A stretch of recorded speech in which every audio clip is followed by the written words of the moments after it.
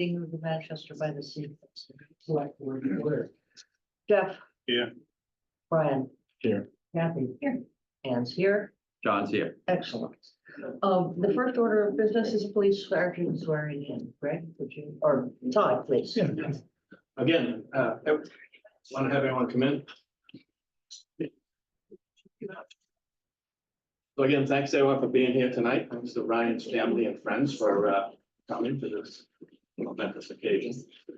Tonight, we're here to swear in Officer McShane as before the ceremonies be held at this meeting, even though these ceremonies are very short. It recognizes the officer's commitment to the town and the residents of Manchester by the Sea. So Sergeant McShane joined the police department in 2004 and has served the town in many different roles. So almost just about 20 years Ryan's been here. He was an auxiliary police officer, call firefighter, full-time dispatcher, a reserve police officer, promoted to full-time police officer, and he served as a role as a detective for a short period of time. Sergeant McShane is also our accreditation manager. He spends a lot of time down in Lieutenant McCoy's office going over policies and procedures and making sure we're up to date on everything that we have to do to maintain our accreditation. He's a 2004 graduate of Manchester Essex Regional High School. Did his high school score project with us. Currently holds a bachelor's of arts degree in criminal justice and is working on completing his master's, which will be done very shortly. So at this time, Diane, town clerk, come up, and Ryan, step forward and you can take the oath of office for sergeant.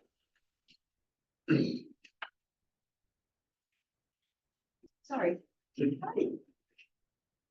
Do you solemnly swear that you will uphold and defend the Constitution of the United States of America, the Constitution of the Commonwealth of Massachusetts, and the bylaws of the town of Manchester by the Sea, and that you will faithfully and impartially discharge and perform all the duties incumbent upon you as a sergeant of the Manchester Police Department to the best of your ability? I do.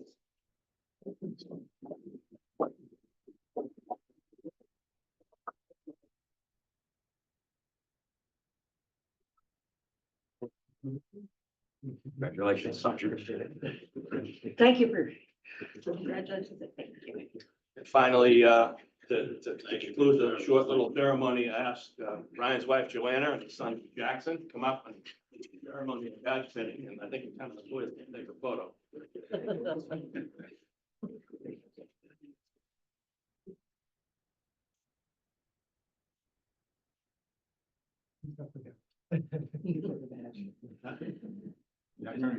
He's wearing it. He's not about to give it up. That someone is paying attention. You can take it back afterwards. Yeah.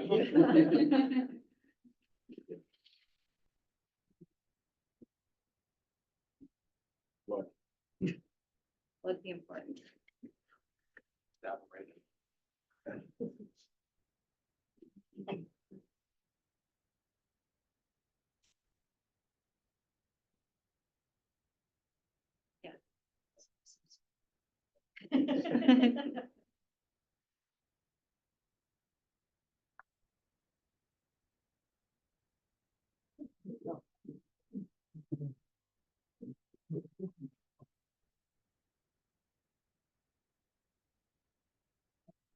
Okay, thank you for allowing us to do this. I appreciate the time. Thank you.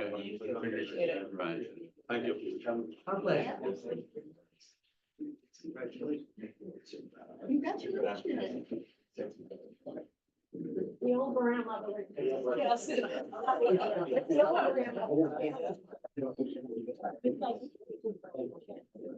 Thank you.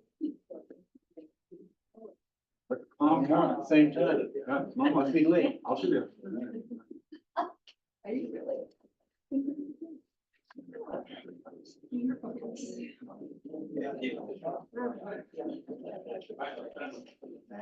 Okay. Oh, that was quick. As often happens, I skip the first parts of the meeting. Which is to ask for public comments on non-agenda items. I see no hands and. No, hang on, online. Is it in fact our intention to start a public comment, a serious public comment at our next meeting? Yes, you talked about that. We talked about that at the workshop. So your next meeting on the 15th, Yes. you said start, have a half hour open forum at 6:30 with the meeting starting at 7. And I think the topic discussion is open, but we will be looking in particular for comments on the MBTA zoning efforts and whatever people have to say. So that's a change, and that was my chairman's report. Now,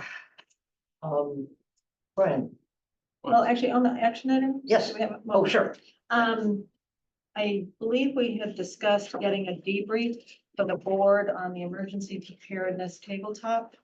And unless I'm missing it, I don't see it on the action items. So if we could add that, Kevin, how you like that to be available for the next meeting? I mean, we're meeting with the public safety officials at the next meeting, so if I think it would be an ideal time since they're gonna be here anyway. You know, specifically, I'd be looking for what's working well, the deficiencies and any actions that either are in process or we think we need to take. Thank you. yes, Thank you, Deb. I move that the select board open the water and sewer rate public hearings. Second. Jess, Yes. Brian, Yes. Kathy, Yes. Anne says yes. John says yes. Good.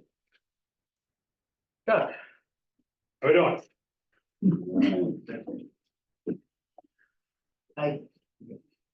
Happy to go over. I've sent a series of emails. I hope you didn't spam me or you didn't consider it spam from me.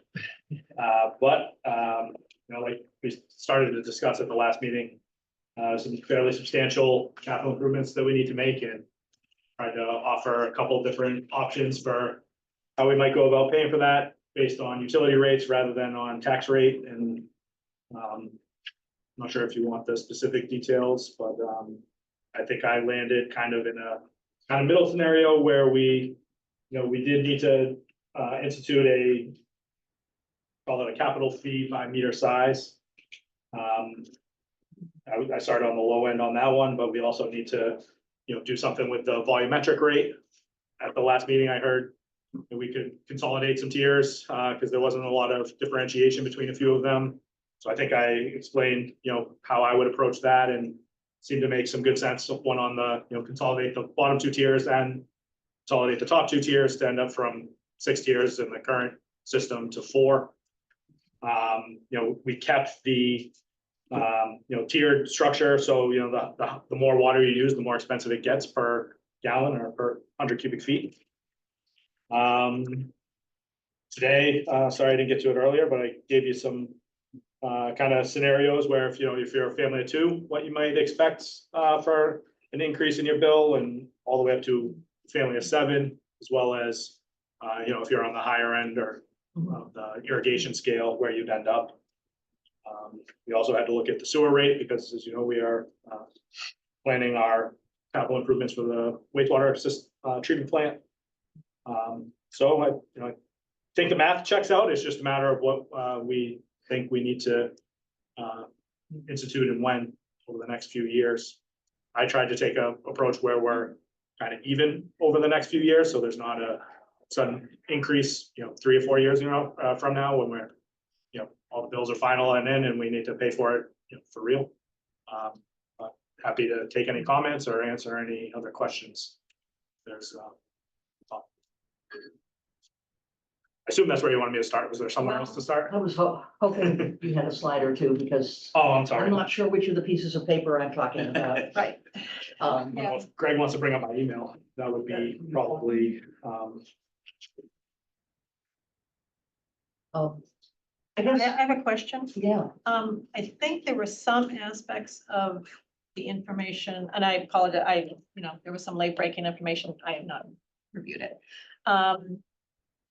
I think there were some aspects of what you're recommending that have been reviewed by FinCom and some have not. On the capital, charge, is that one of the ones that has not yet been reviewed by FinCom? So FinCom has talked in general about having a capital fee. Okay, And after going back and forth, they did conclude that they would support a capital fee, okay, but they haven't talked numbers. okay, so they in general are fine with the concept, but not necessarily how we go about implementing that concept. Again, they didn't talk specific numbers. But did they talk about it being based on usage or meter size, or did they come to some agreement that? Because they're tasked to advise us and. They did agree that basing it on meter size would be Okay. appropriate. Okay. Um, That's helpful. they did, like I said, they did go a little bit of back and forth. Yeah, I presented the same fee structure to them that I presented to you guys back in January. Okay. So, which was based on meter size and kind of winding up generally around $1 million, whether it's, $1 million all at once or ramp up to it. They didn't really get into those specifics. It's Okay, just the numbers in general. What percentage of our meters are above 5/8? A half are 5/8, a Half. quarter are three quarters. And the rest are in One lower inch. proportions, yes. And Sorry. as Chuck has explained, many of the people who have the large meters don't need them, aren't using enough water. And they are installed because it's convenient to install a meter that's the same size as the incoming pipe. So there will be lots of opportunities for people to lower their capital fee by changing out meters. So when the new meters come, they can go to a smaller meter that. And who's, and the advice will come from DPW as far as downsizing the meters? So our approach would first be to just change size for size. And then if there were, because this would be happening sometime after we institute this fee likely, if they wanted to ask for a different size, we could accommodate. so I guess the question would be what might prompt them to do that if they are unfamiliar with why they're getting charged, you know what I'm saying? Yeah, so I mean, there's a lot that goes into your, meter size in terms of, like Ann said, I think most of the non-5/8 3/4 meters in town probably don't need to be that big. I think it was an instance where most water services, when they come into the house, are 1 inch, and so they would try and match that inch. Sometimes they, have a reason where, they are irrigating a lot and they know that and they want the bigger meter, and it would, there are size thresholds for, volume of water directly That's right. corresponds to the size of meter. So if you were to arbitrarily just downsize for the sake of downsizing, but not reduce your consumption correspondingly, there would be an issue there. So we would have to, review the last 8 years, or not 8 years, 8 quarters worth of bills or something like that to be able to make an informed decision. So the request would come in, you would review and then make a decision based on 2 years worth of usage. Yeah, we could commit to that. There might have to be some sort of offsetting. So to do that, you would need to pay a plumber to downsize the fittings and stuff coming into the house and coming into the meter. So we, I would say, as I stand here right now, if we have it in the budget, I'm happy to do it. If we don't, then I would have to put that back on the home. Yeah, no, that's their choice, yeah. But there are about 300 or 400 meters that are in this category. And the Potentially. majority are probably not there, and this is going to be proactive or reactive. For our call. Yeah, so the way a meter changeout goes is they would, we will have a contractor that's on board to strictly just change out meters, basically 1 for 1. And so they would be reaching out to homeowners to schedule, or they would have websites or, call centers where a resident would get a bill that said, hey, we're on, Walker Road today, or this month or whatever, and, we're looking to schedule appointments. So that would be kind of the first opportunity for them when they see that, door hanger or mailing or, how social media, like there's all those different things are on the table. We'll probably utilize all of them at some point. All right, And that's when they would get. How are you going to manage? I mean, given, you know, right now, how many meters there are of each size. You're going to order meters. If you're allowing people to change in progress, how are you gonna deal with, okay, I've suddenly got 100 leftover 2-inch meters and I'm completely out of 5/8? Yeah, so we don't get the 2,600 meters on day one, like it's a kind of a rolling inventory. And so, you know, at some point there will be horse trading of, okay, we actually only installed, 300 1-inch meters instead of 600, so therefore, they would offer, the break-in price. So that's part of the RFP and the installation contract prices. They all meters cost a different amount. So the larger the meter, the more it costs. So that's gonna be kind of our base budget. And then as, we do or don't install that many, that's what we would actually pay for. So that's the opportunity. So I think we have to be proactive in this. If you just go up and say you got a 1-inch meter and we're just gonna change, and then they find retrospectively that they could have gone to a smaller meter, there's gonna be some people that are gonna come back and not be happy about that. It would seem to me, I don't know what the math is, because they gotta get in a plumber, but maybe it works out. Instead of paying $400 a quarter or whatever it is, I can pay a lot less, and it doesn't cost that much for a plumber to be there. It seems to me you're gonna have to kind of rank all of the users in terms of size and then volume and make a decision about. Right, it would seem that, Those you folks. already know out of the homeowners who is eligible Yeah, to have their meter size reduced, because if it's based on usage, you know what their usage is. So whatever that short list is, you have a cutoff. you may consider reaching out to them, although,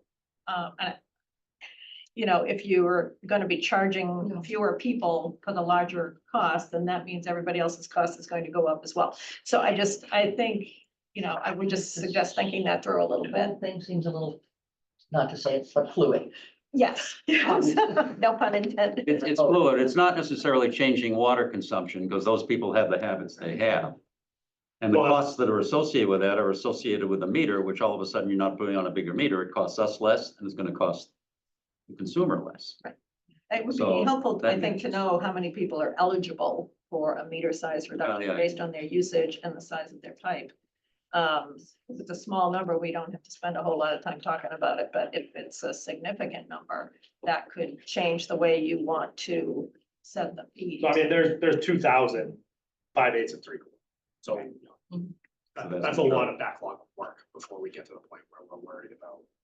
Okay, but you're going to do it by neighborhood and not by pipe Yeah, size. but inevitably there's, you don't get into every house, people work, people are away, like it's gonna be a situation where, we have to accommodate, all of these things.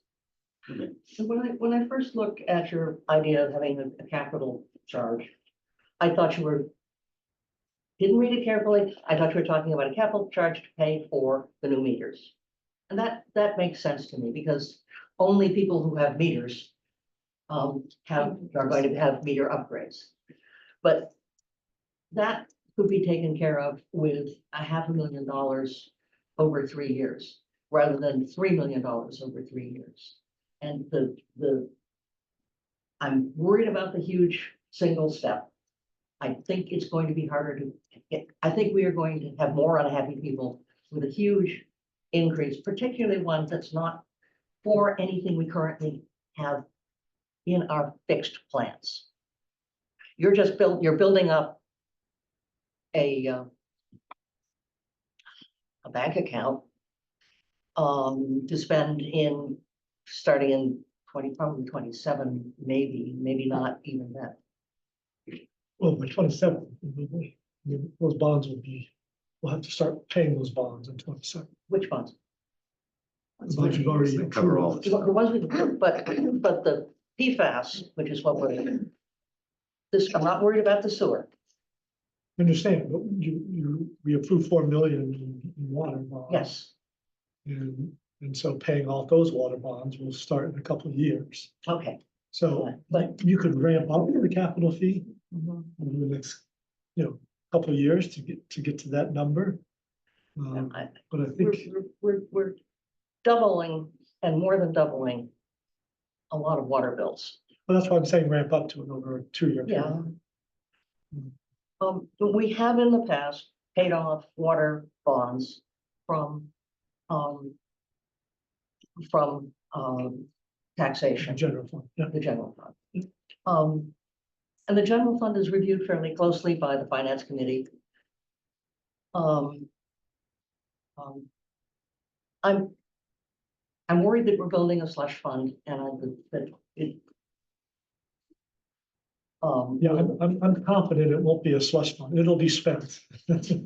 And you've already identified spending for it.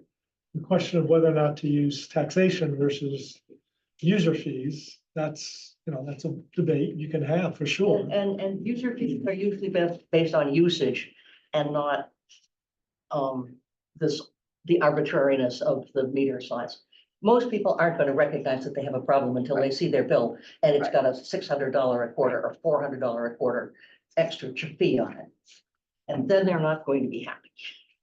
Right, so this is an attempt to give some relief to the general fund. because of all But the competing- difference between the general fund and the It's out of water, the same pocket. I understand. it's Same. probably a dozen people. The same residents are paying taxes that are paying water. Well, bills, there so- are a dozen people who are not paying water, but I'm, So is this something where we might ask FinCom to get a little more specific on their advice to us before we make a perhaps- firm decision? that would certainly make me happy. Yeah, I think, so I think you presented some really good information.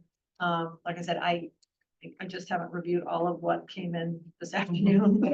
So I personally don't feel comfortable making a firm call on the rates. I'm very pleased to see the rates being reduced from 6 to 4. I think that's fantastic on the water side. But I do think we ought to allow FinCom. Can we separate Yeah. the capital charge Yes, yes, from the yes, rates? yes. I think the rates are clearly presented. Yeah. And the one thing I had hoped to get, and I didn't communicate, is to take some specific people's bills Right. from 2 years ago, so you have the full year, and project what they would be with the new rates, so that we can see for someone who's not using a lot of water, for someone who's using a moderate amount of water, for someone, but not just what the ranges are, because you can figure that out for the ranges too. Yeah, I mean, that's why I sent you this. No. Yeah, So, That's not what you said. Well, if you, he sent us theoretical scenarios, but I'll bet if you go through the database, you will find somebody. Residents, but you just omitted the names. okay, you said, There was something that came late this afternoon and Yeah. like I said, I have not. It was oh, a, yeah, it was a family of 2, a family of 5, and a family of 7. okay, the family of 2 is what I have is. That was just me family pasting the rates there. for Yeah, reference, oh, But down right. below is where I said $65. Okay. per gallon. of five. Okay, and so he assumed, 65 gallons per person per day. okay. And for those 2 people that applied, Today's Do you have rates. that page yes, that could you put it up so that, you're on the family of 2 one. While he's putting that up, Chuck, you've got suggested capital charges of $50, $200, and $400. $50 more or less, paid over, I don't know, a couple of years or so, would cover, in effect, if you wanted to say this covers a meter, that'd cover a meter. The bigger meters don't cost like, $400 a quarter or something like that. In other words, those monies are certainly being more broadly collected for I mean, all the water initiatives. It's still pretty close. It's, But those meters cost 5 times but or, a 2-inch meter is over $1,000. okay, and what's the regular meter? 289. Yeah. Like. All right, it's like, all right. So I'm not I mean, it's saying not perfect. exactly, by but any it's certainly means, a lot but I higher. Gave it a shot. What are we trying to amortize these things over what period of time? So I was just doing kind of a base capital fee. So like, I know this is new to Manchester, but this is not new to the water industry by any means. It certainly is you can call it a lot of different things. Like, so there's capital fee, there's, in Wenham, it's just a meter size fee.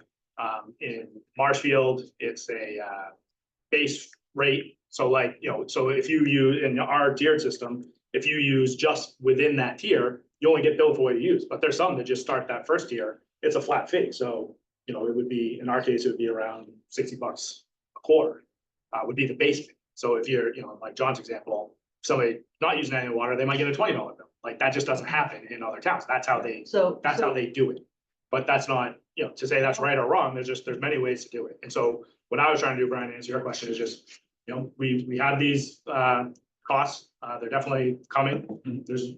If to the extent you want the users to pay for it, we have to figure out a way to do it. And this is a way. No, I get that part. I'm just saying is that, you're trying to retire this debt over 2 years, 3 years. So in my mind, I'm talking about the capital. I was instituting it until basically the PFAS is paid for, which is gonna probably be a 20-year bond. So it's a 20-year payment.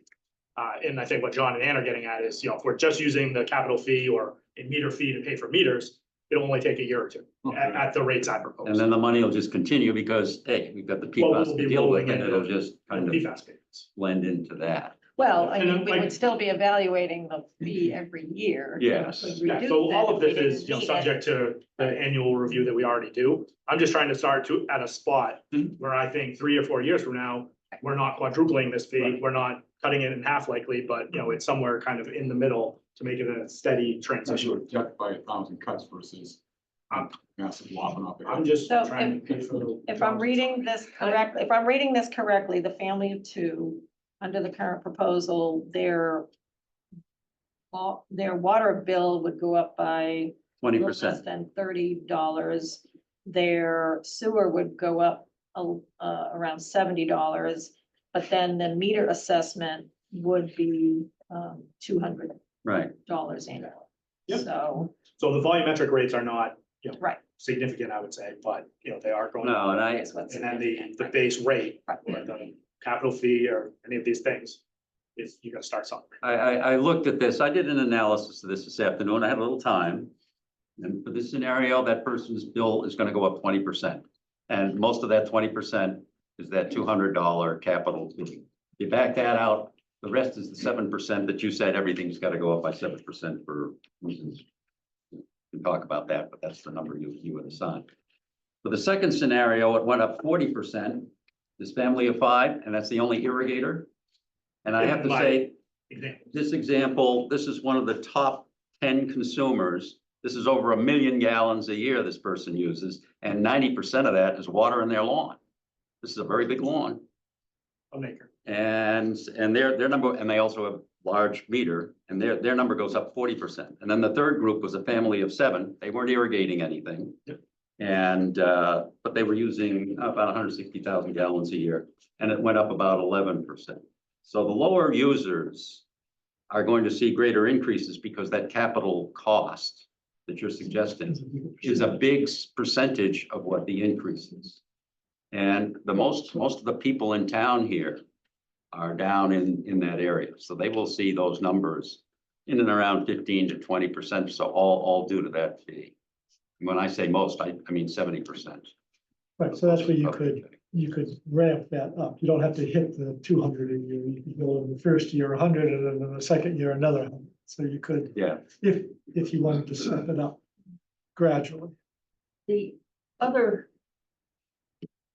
I understand that you're concerned that there are other competing needs for capital in town. And that you want to do this, to put this money outside of that competition. Well, not only that, but these are have to.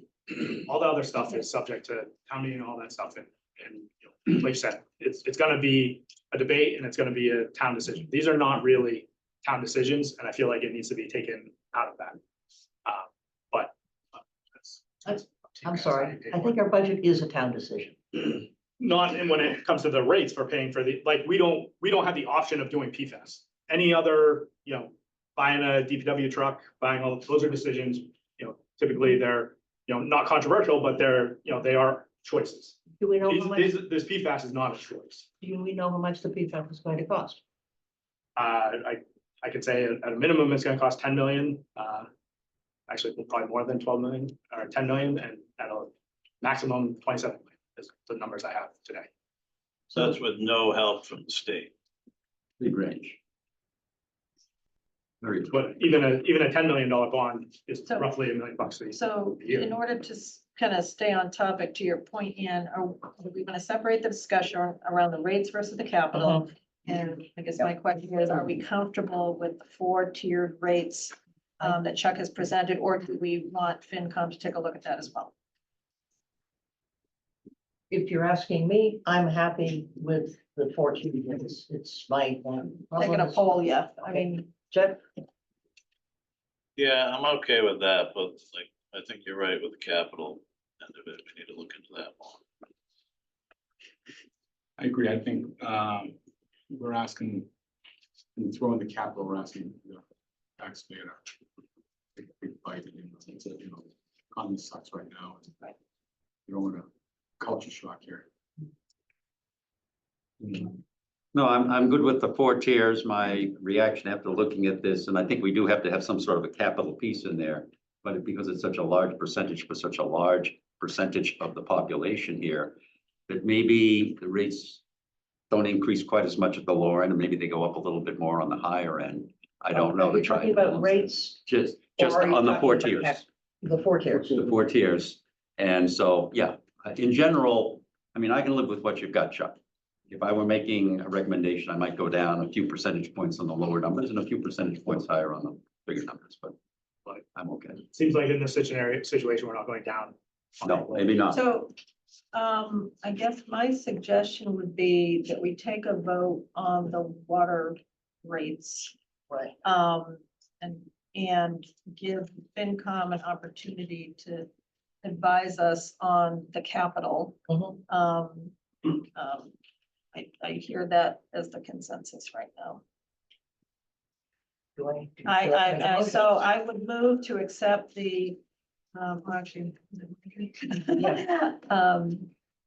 This we have to- is, Say, wait a minute. We wanna, we have a public hearing here, so I didn't know if you wanted to, well, okay, let's just establish for sure which of the sets of rates we want to. okay, And I think we're talking about the rates that start with $7.21, Yes. 8.14. Yep. 10.80, 14.18. that is what I was referring Okay, So it's that second tier of numbers. Yeah. Yeah. That's on the screen. so, and I guess we, at this point, close the, or continue. Continue. Well, if you want to bifurcate, Yes. you can approve the volumetric rates, Mhm. tiers this evening. Okay. But you should first see if there's any public comment. Okay, you're right, it's public hearing after all. So I opened it, so I know. Okay, is there public comment in the room? Yes, Ms. O'Hagan.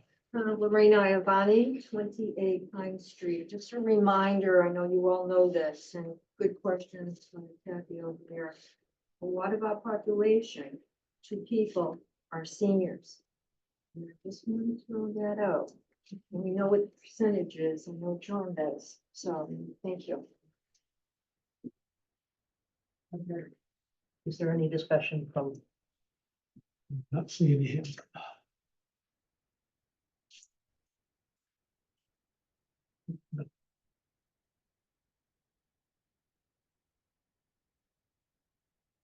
Is there?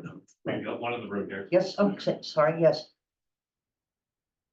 I don't know, was there already people giving input on the water rates, or is this Yeah. the first of it? This is. We have talked about this in the past, but Okay, well, I'm Dick Gutals, Desmond Avenue. And I'm not happy about the 4-tiered plan that you guys seem to be happy about. In particular, every time it's discussed in the paper or publicly, there's this mention about the top tier,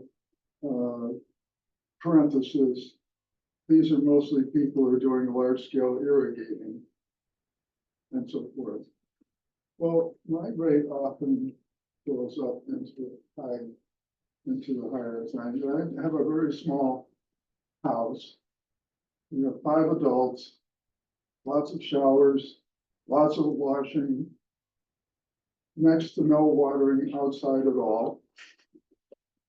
And so I think, you know, it's a complete blind spot or a fallacy to be talking about this top rate as somehow it just affects the states who are doing large scale watering. And I have a suggestion about that. Outlaw it, period. If irrigation is causing a problem, then it shouldn't happen. We have times when we have a water shortage, everybody has to, you know, cut back and do whatever, right? And no watering, well, then that's maybe if that's the problem, then that's the way to address it. But I am opposed to these higher rates. They affect me, and I don't, you know, I replace leaks, I do whatever I can, but somehow I creep up into the third category or what have you. And it irks me no end. So,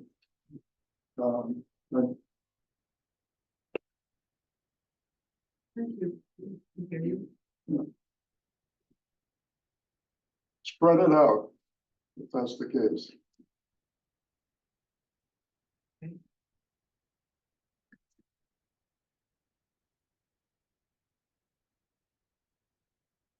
Formulating something here, I don't know how to articulate it, so maybe it's Okay. on. Maybe next month. No, it's. By reducing, Want me to- go ahead. So I hear what you're saying. You know, the volumetric rate, actually, the higher end of lawn water and irrigating actually does offset somewhat the lower tier. So the lower tier is not the true cost of water. If you look at our operating expenses and our salaries divided by the gallons produced.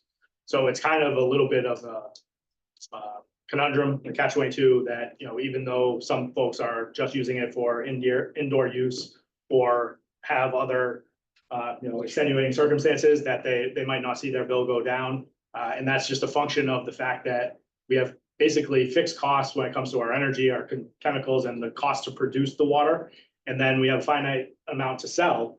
And as we feel the pressures, and Brian was talking about the inflation and all of these things, they're kind of going in the opposite direction. So it's not as if, you know, we can just pass the costs on to, you know, some invisible person or invisible estate. That's exactly what, Totally, you know, what happens. we're all here. Sure. My response is to that, if I may, is that I disagree, I resent, you know, using the water rates as a theoretical tool to manipulate and me supposedly to somehow find a way to solve the problem. If all these costs exist, and, you know, these different tiers have come about, you know, a group of people who thought this was, you know, a wonderful idea to try to, you know, teach people a lesson. But I think it's better to just, if you want to, if the costs are high, the costs should be borne by everybody. Period. I have a question. Yes. Chuck just mentioned something really interesting. What is your cost per 100 cubic foot? Unfortunately, I don't have that number, but I can tell you, I have done a lot of theoretical thinking on all of these things. And so when we were looking at $1 million for our kind of capital charge, you know, I got there by saying $50 per meter, or, you know, some variation of that over the size. If we wanted to get to $1 million of revenue, we need about a penny a gallon. So our current expenses are around $1.5 million a year without counting any of the capital charge. So that's just to keep the power on at the plant, to have the water pump into the tank, out of the well, and into your homes. So that's roughly, I think we did the math. Based on all of the consumption that we typically see, it's about a little less than a penny a gallon. For, Per cube, for- 100 cubic feet, I'm sorry. So I'd have to do that. I have That's a no idea. conversion that I don't have off the top of my head, but I'm just saying. it you would can be- say a penny a gallon is roughly our $1.5 million expenses, and then anything over that, if we tacked on, like we're saying here, you don't want to do the meter fee, that's fine. There are 8 gallon, We can do, approximately 8 gallons in a cubic foot. yeah, so that would be 8 pennies times 100, so $8.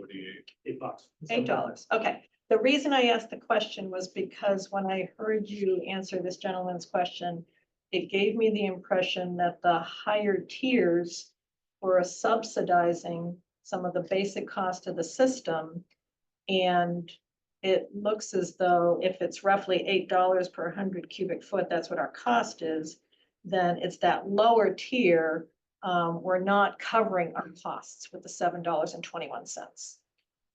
No, that's an all. Is that like, correct? Yes, Basically from year to year, because sometimes it rains and people turn off their irrigation, sometimes people get a smarter irrigation or they turn off a leak. All of these things come into play every year. So there's no, silver bullet that answers all of these questions. Everybody has a legitimate point of view based on where they sit and how they I'm use just the trying to water. understand your So- statement. Yeah. Yeah, and so to answer it bluntly, yes, the top tiers in a typical year subsidize the lower tiers. And we count on all of it to make our $1.5 million, roughly annual revenue. So approximately the first 2 tiers, the 721 and the 814, are paying less than the cost of producing their water. If water is Oh, yeah. 7.481 Keep in cents. mind, we're at, roughly 100 million gallons a I didn't year, do math so like like, that. Let's do for the year, 7.5. there's a lot that goes into it. But Okay. yeah, generally, yeah.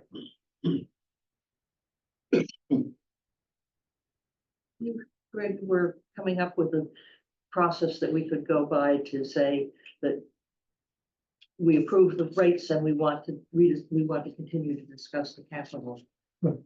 so, so 2 sets of rates. Volumetric rates, water and sewer. Mhm, So you could have the same discussion now on the sewer rate mhm. and ask for any public comment. And Okay, if you were comfortable with those, those recommendations for both water and sewer, you could then close a portion of the public hearing dealing with that, but continue mhm. Of course. public hearing in relationship to capital fee.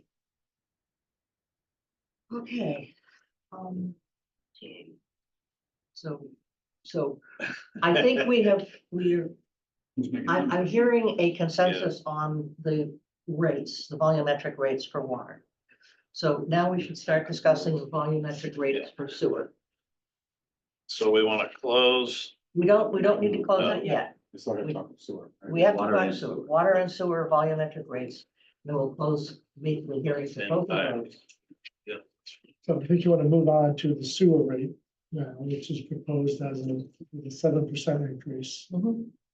And over a 3-year period, that would generate sufficient funds to continue sewer paying 75% of the new bond, which is your historical practice. And then the So- remaining 25% would be out of taxation. Yes, Correct.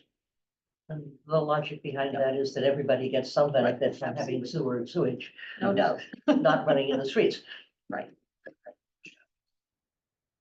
So I have a question. Yeah, so Chuck, you've got 7%, your suggested approach is, right, just do 7% for the next 3 years. I'm not sure what happens after that. Is that 7% based upon simply increased costs, or are you trying to build up some capital reserves associated with that to pay down debt? No, that will, when the bond comes due, the payment will be making that, and then, there are additional projects that need to be done that could be done in that time. So these rates generally go up a couple of percent a year. They always have. Okay. So that 2% is buried in that 7. So the other 5 is building up a capital reserve, so to speak, to pay down. Well, I mean, it's not- Anticipated. Anticipated. Okay. What happens after 3 years? Are you saying, okay, I've done enough 7% and I'll go back to whatever the, Yeah, we'll Incremental have to cost might evaluate be. it. I don't anticipate it being 7% again, but I don't I anticipate. mean, 777 through fiscal year 27, fiscal year 28? Are you going to go for another 7 to say, all right, now we'll go back to 2.5 or 3? I don't anticipate that right now. Okay. But I wouldn't rule it out based on our system, and how things seem to happen. But at least expect them. Well, money's fungible. It's going in lots of different directions here with regard to the bond. So the answer right now is that we don't anticipate additional needs for capital that would require more bonding. But as Chuck says, you never know what surprise is lurking and waiting for us.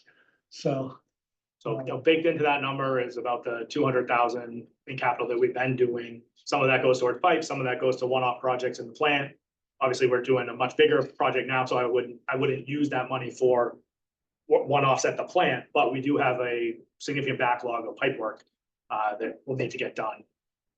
That's kind of yet to be budgeted, and so this will allow us to, divert that 200K a year roughly into those projects, and I don't anticipate that going on forever, but So I have a question, is, we can have the opportunity to revisit the rates each quarter? Is that correct, or is it twice a year?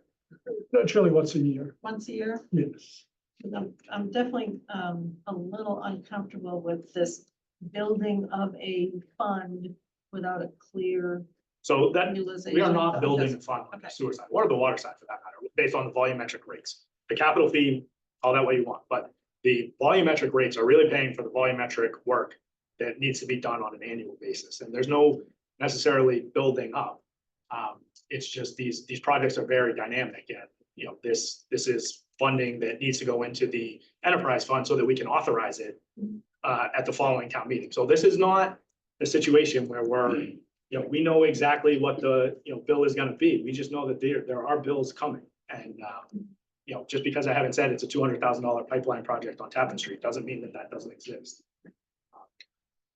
But at the sub, And I would say, if you look at a trend of our enterprise fund going, because of all the volatility that we've seen in the market, we are drawing that down.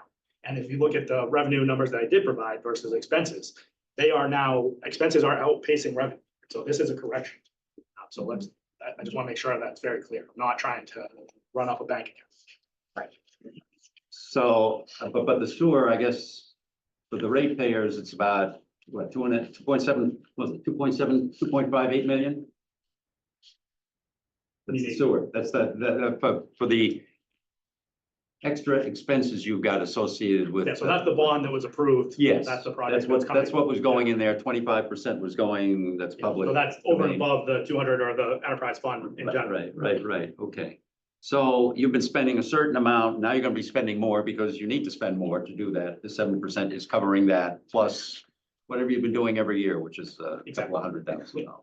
Okay, so we're not building up anything, although that money doesn't get paid, because that's coming out of bond money. Some of that money is bond money, and you're not paying that back until Until the project closes, but there will be bond anticipation notes and whatnot before. like 2000, it'll be a couple of years down the Couple road. years. So but that's why he's proposing ramping. it up.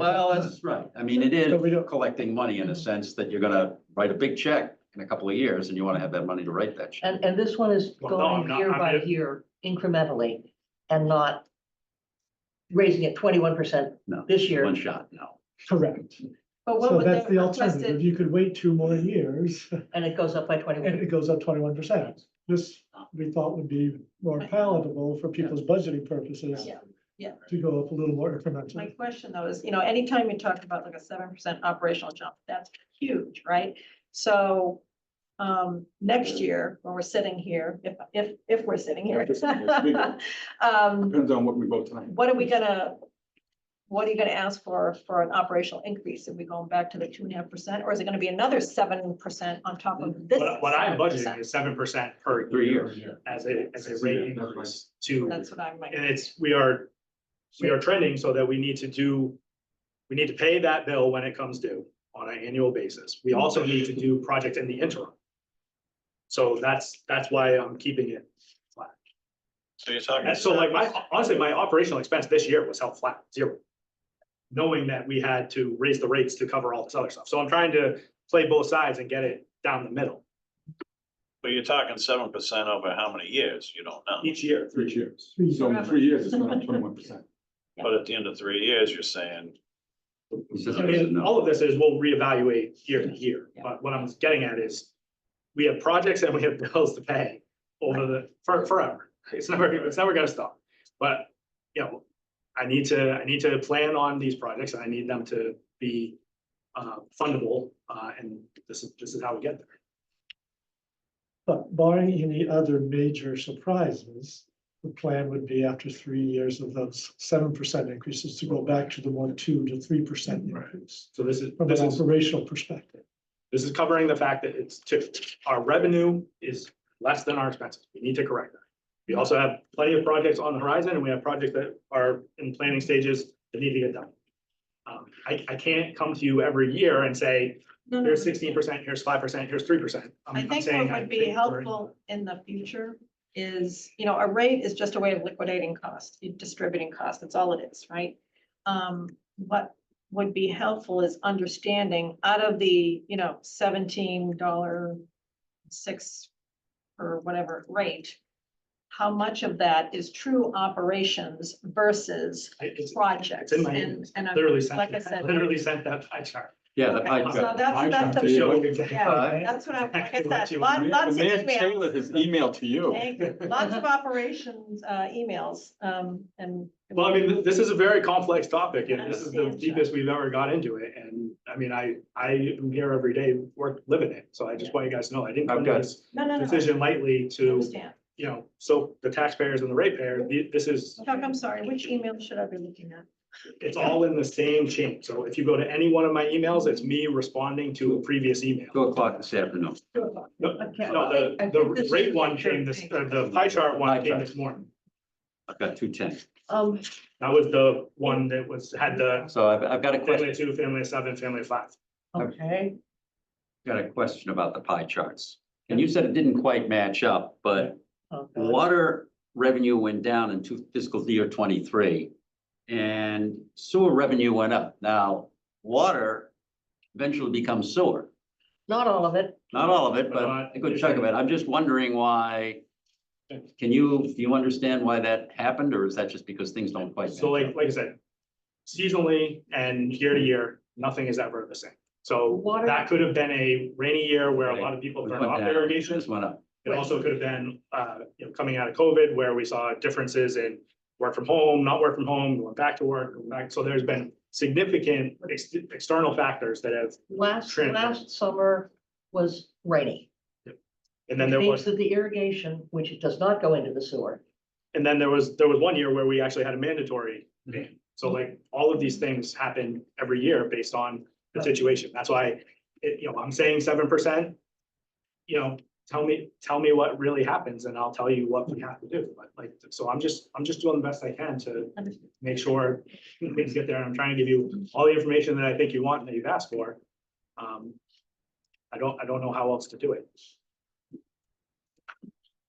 So when we go like this, the water goes on, that's all we care about. Yeah, I mean, most people, they just want that, turn it on. There's flush. also the Mostly opening flush. of bill. If I Right, may. so I do think Manchester, you know, there's no doubt that we are not covering our costs with what we ask people to pay for water. You know, I know what my relatives pay in other cities and towns, and they see my bill, they like, you're kidding, right? So there's no doubt we have to right-size things.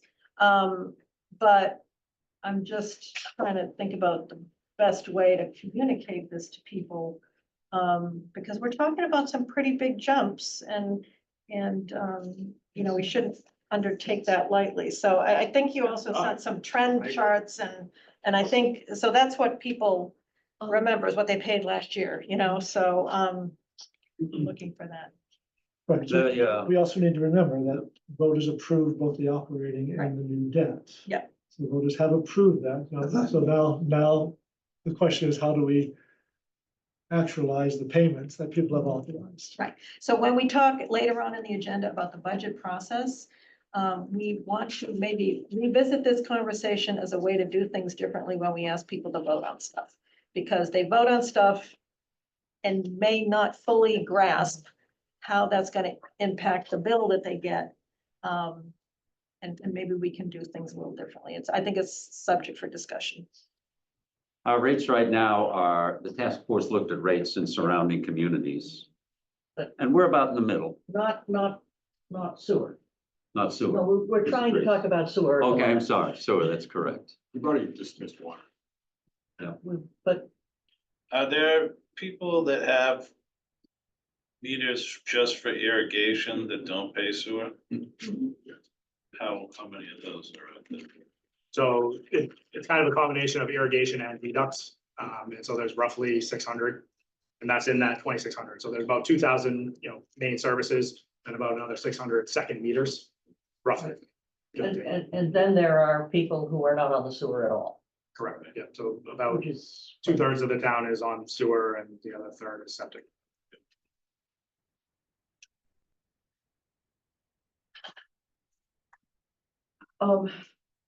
Okay, so what we're talking about at the moment, I hope, is the sewer rates going up by 7% to cover the bonds that the town has already voted for, following the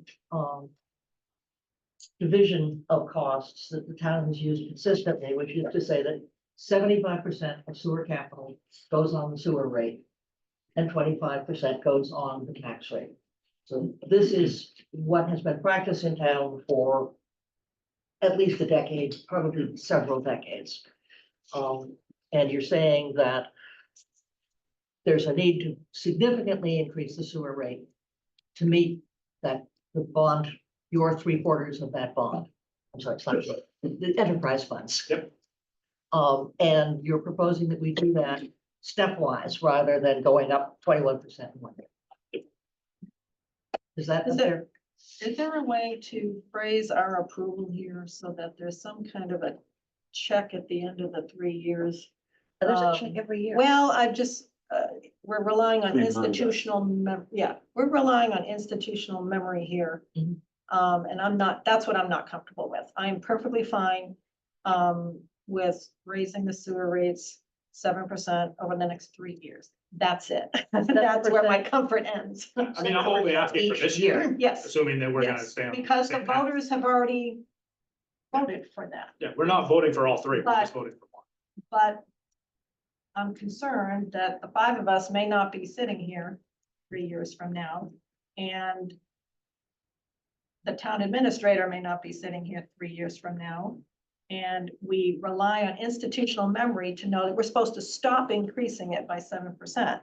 And I want to ask Greg, is there some way to memorialize this conversations such that we, it's clear that there is no intent to raise it by 7% every year after that? Well, I mean, I'm sorry, Part of it. I'd just like to say, like, I would be happy to annually report our last 4 quarters of revenue versus expenses. And that's really what's driving 7%. And I think if it's reasonable that that trend goes back down and there's reserve retained earnings in the enterprise fund, that there's not a 7% increase. That's never been our approach. And that'd be a And so I one-liner think in the that would motion. be how it goes. I think we need Yeah, obviously you can memorialize it in the minutes for your vote. But you could also, If the board is different, even if the board is the same, we have this discussion every year. right, And we- you yeah. can't I mean, I'll put it in my bind future memo. boards, But Chuck will be here every year about this time, and he will show whoever is sitting in these seats. correct. And. I mean, I think it's a fair thing for me to put in my memo. Every year, there has to be a memo coming from my department that says, these are our So proposed what rates and this is why. right. I'll add a line to that memo, so that next year, when whoever is sitting in your seats reviews last year's memo, it says, we will be looking at revenue versus expenditures every year from now forever. I think what might be helpful though is, because your team does a lot of great work to try and hold down expenses. And I don't think we see that information as clearly, because like I said, just high level conversation. I'm gonna increase my budget by 7% every year. That's, that doesn't happen a lot in the private sector unless a company is growing, right? So usually there's some sort of a force to try and hold down expenses. And I know your team is doing a lot in that area, but that's the piece of the puzzle that's not visible. How are you holding down expenses to try and minimize the pain on the residents? Because usually, you'd look at both sides of the equation before approving a rate. Yeah, so I mean, that is part of the budget process. So like every year, I would say it's incumbent on all of us and anybody that's interested to review the budget, but yeah, Yeah, I think you just Tell me what you want. rode back to how we got here. Yeah. Yeah. I can see that. So, we are where we are, but I just, well, maybe this is a conversation, like I said, when we talk about revisiting how we do the budgeting. Just to make sure we have the right checks in place to keep expenses under control. A lot of assumptions go into expenses and maybe we need to help with some of those assumptions. Okay, are we ready? Is there public comment on the sewer rates? Liz, yes, please. Rena Ivani, 28 Pine Street. I think, and Kathy can correct me, what she's suggesting is that with regard to the 7%, that there be some sort of sunset provision, which will force or to memorialize it, will force the issue at some point. I don't think we're second guessing anyone. Right. I just think you have a valid point. Yeah, I don't know what the language is in municipal government. Right. I totally understand. yeah. What I say, It's a we're only asking to approve this year's rates. Yeah. Any subsequent rate, that was just my kind of best estimate going forward. There's no, you don't have to vote on it, just like you didn't have to vote on the capital rate. Table it, don't do it. I mean, it's not a sunset issue. It's just, you don't like the 7% rate, tell me what you want it to be. Or, reasons why it needs to go down. Totally, I understand. I'm just. I think, unless there's further comment, I disagree that we need a sunset provision because we're not voting on the rate of increase in subsequent years. We're only voting on this year. The fact that Chuck has said that in his opinion, we will need more 7% that's, We'll revisit that. Yeah. we will we'll revisit that that. next year. In the year end. Well, this is not, yeah, you want an example of kicking the can. Yeah, right. Something else. Right. No, I appreciate that. And Okay, so- it's a shift.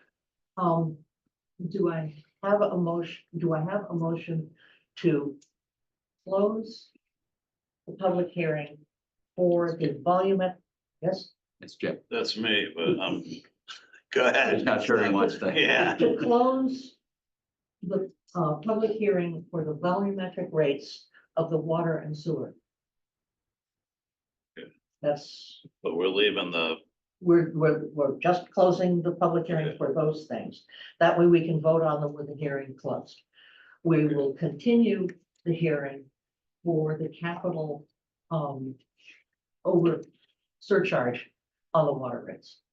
okay, so I move the select board close the evidentiary portion of the hearing for Volumetric volumetric rates. rates and the sewer. Volumetric rates for water and sewer. Second, John, Yes, John says yes. yes. Kathy says yes. Brian? Jack? Yes, yep, Okay. Then we will continue the hearing on the capital surcharge. We need a vote on this. So you should. We should vote on it, yes. I move to continue the public hearing on the capital portions of the is it water and sewer. Original water, just water. second, Second, So if I, Correct me, so it just needs to be a date certain, so, to the, so July 15th July. meeting. to the At July 6 15th. At 6:30. At 6:30, at 7. 7 at 7. yeah. That's fine, that's right. Did That's you get right. all that, Debbie? Didn't you mean, you got it? You got it. She's good. Second, John, yes. Jan says yes. Yes, Kathy says yes. Brian? Yes. Jack? yes, Okay. So now we need to take a vote on the volumetric rate for water. And sewer. so I move to set the water rates and sewer rates, the volumetric rates as presented here. You want me to read them off as part of the? I'll read them off. For the water rates, per 100 cubic foot for the first 1,700 cubic feet used at $7.21. For the next tier, 1,701 to 5,700 cubic feet used at $8.14. The next tier, 5,701 to 16,000 cubic feet used, $10.80. And the next tier at 16,001 to 39,000 cubic feet used at $14.18. Those four are for water. And the sewer rate to be set at $17.06 per 100 cubic feet. Amendment? Yeah. On the last water rate, that's 16,000 plus. Right. Or just 16,000 plus. Plus. Thank you very much. Friendly amendment. Yep. Anybody want a second? All that? Second. Sorry. Can you repeat that, please? Watch the recording. Jeff, Yes. Brian, Yes. Kathy. Yes. Says yes. John, yes. Okay. So, I think we don't have to stand there and look unhappy anymore. Oh, I'm not happy. We'll get there one way or another. Thank you you all. very much. Thank you, Chuck. Thanks, Chuck.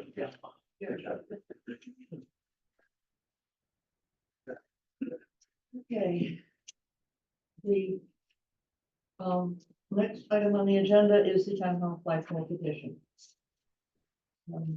Right, you have a So, we've received, request by a number of residents requesting that the flagpole at the War Memorial be used only for the American POW flag, and that the second flagpole be placed on the town common for any ceremonial or ceremonial flags. So that's the request. That's before you. You talked about this issue for the last couple of years, 3 years. We went back and forth on it, but you, in the end, have always concluded that that the main flagpole can accommodate the few requests for ceremonial or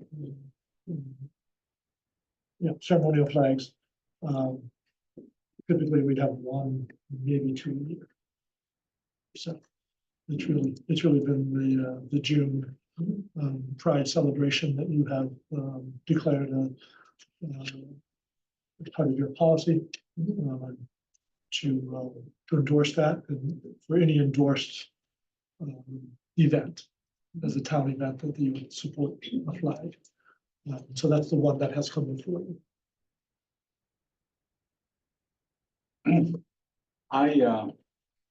I support the flagpole. Okay, I don't support it on town common. And I've said this before, the only space that we have, like flagpole. But I think it could be a multi-purpose flagpole. I prefer it, and I've talked to a lot of people in town, find out in Astronomo, out by the point. I've talked to Parks and Rec. There are times when there's no flag for Pledge of Allegiance or the national anthem during events at park. I think you put it way up at the point by the flag, state flag, even a town flag. I think at some point, not that it's iconic, but it becomes, as voters come into the harbor, they can, as they get closer, they can see it, they can see from the commuter rail. And I think that done properly, it's gonna look good there. As long as a demountable pole or telescopic pole, I don't see that at all. I think that just, let's keep a disaster. Kids swinging on it, whatever's gonna happen, hanging their hats on it. And as I said in the previous meeting, I just don't want it, not in the, I got chastised by saying littering I just want to keep, I like the common clean. I think it's, I like the way it sounds. And I think that town could benefit from the whole, that's normal, there isn't anything. That's my. I'm also an advocate for the flagpole. I am okay with it on the town common. I can be swayed to also Masconomo, but I think the town common is probably the most public place for it. you know, the reasons that have been expressed before. That's why I think I should have a second one, simply because the memorial flagpole really should be for the Veterans Memorial, and that's. It's not memorial, it's a. Or I should say Veterans on a roll. But I think it should go there. I've been kind of tracking how things have been working with other communities over the past, say, couple of years. There now are probably about 30 communities that have policies with regard to flagpoles. About a third of them don't want any kind of commemorative flagpole.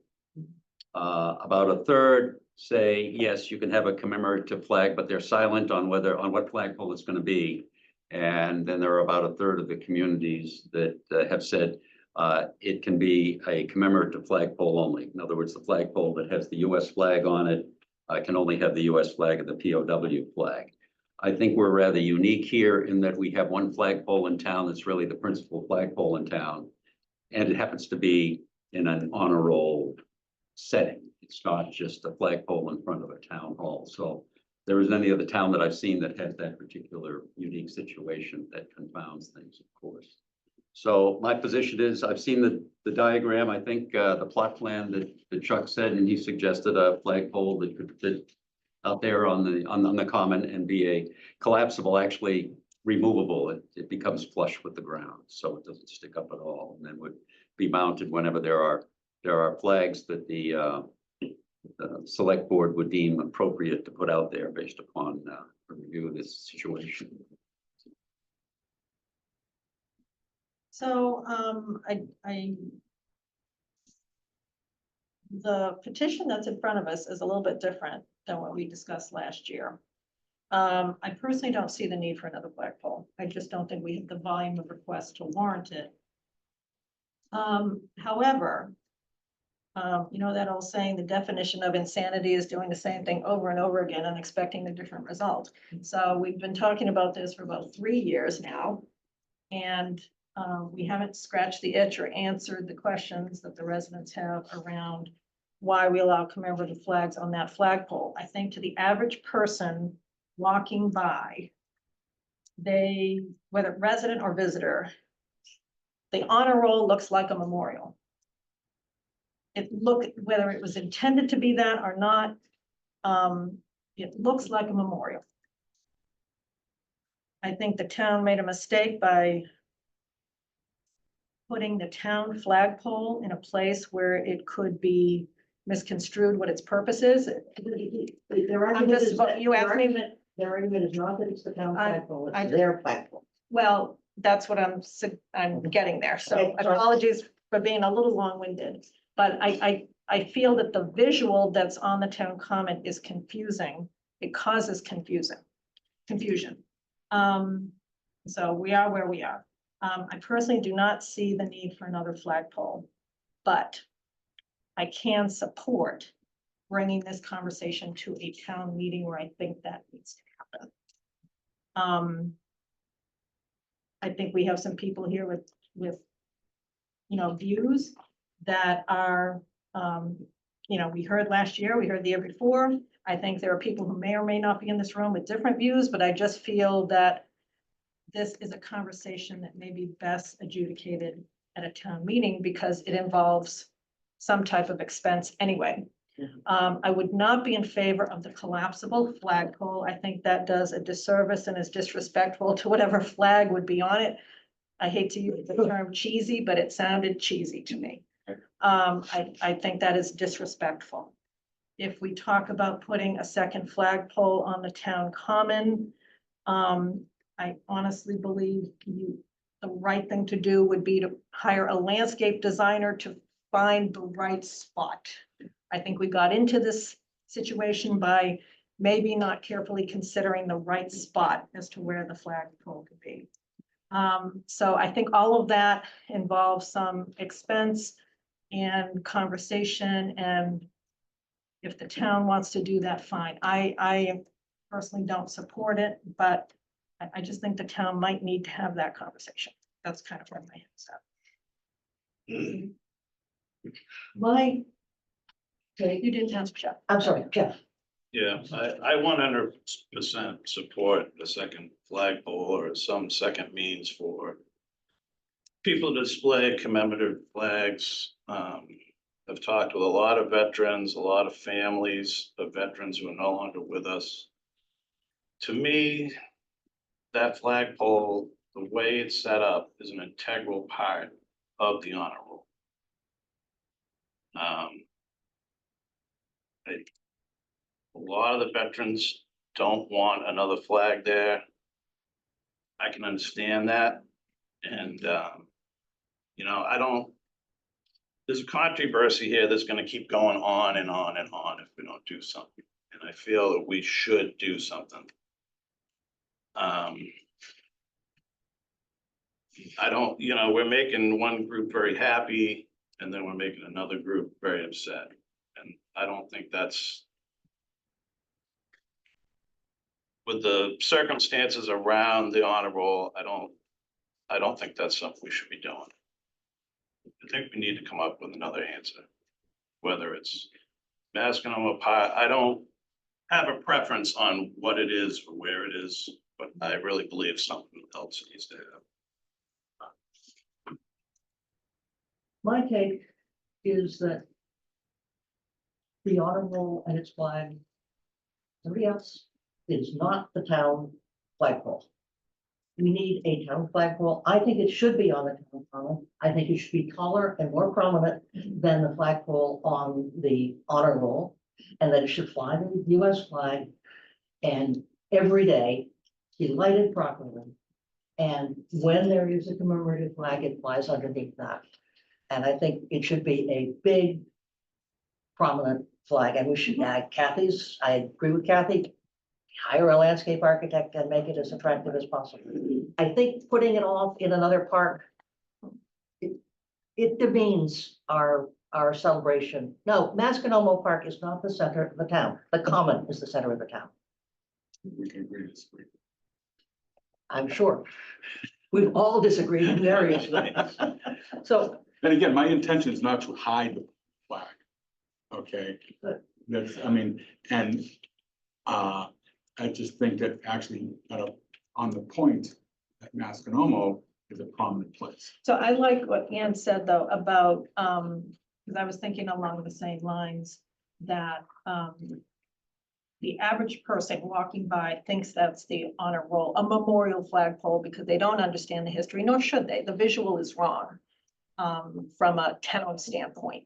And if we do put another town flagpole with the American flag, it should absolutely be taller and more prominent than anything else we might have on the town common. That I could support. I still think, it sounds like it would involve some expense, and we may still need to have this discussion at a town meeting. We could hear various people. I don't know if how many people are on the line right now that want to express their views, but I just don't know whether folks think a town meeting discussion is valuable or not. I just throw that out there.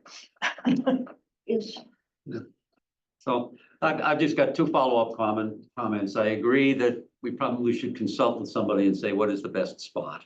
Because I think. I think Chuck may not be the best. Nothing personal, No. Chuck, wherever you are. Yes. But so I agree with that, but I also think that flagpole that we put up on the common will be a commemorative flagpole. I don't think it should be a flagpole that has a US flag. There's been a lot of discussion in a lot of communities when there's a US flag on a flagpole. So I stand by that. That is not our policy. No, not right now. And So, I think having an empty flagpole standing there is Well, not a good symbol. 11 months out of the year is a problem. Right. well, I mean, you could put up a town flag. I mean, there are a number of things that you could put up there instead. The only town flag I see is flying at Harbor's Point.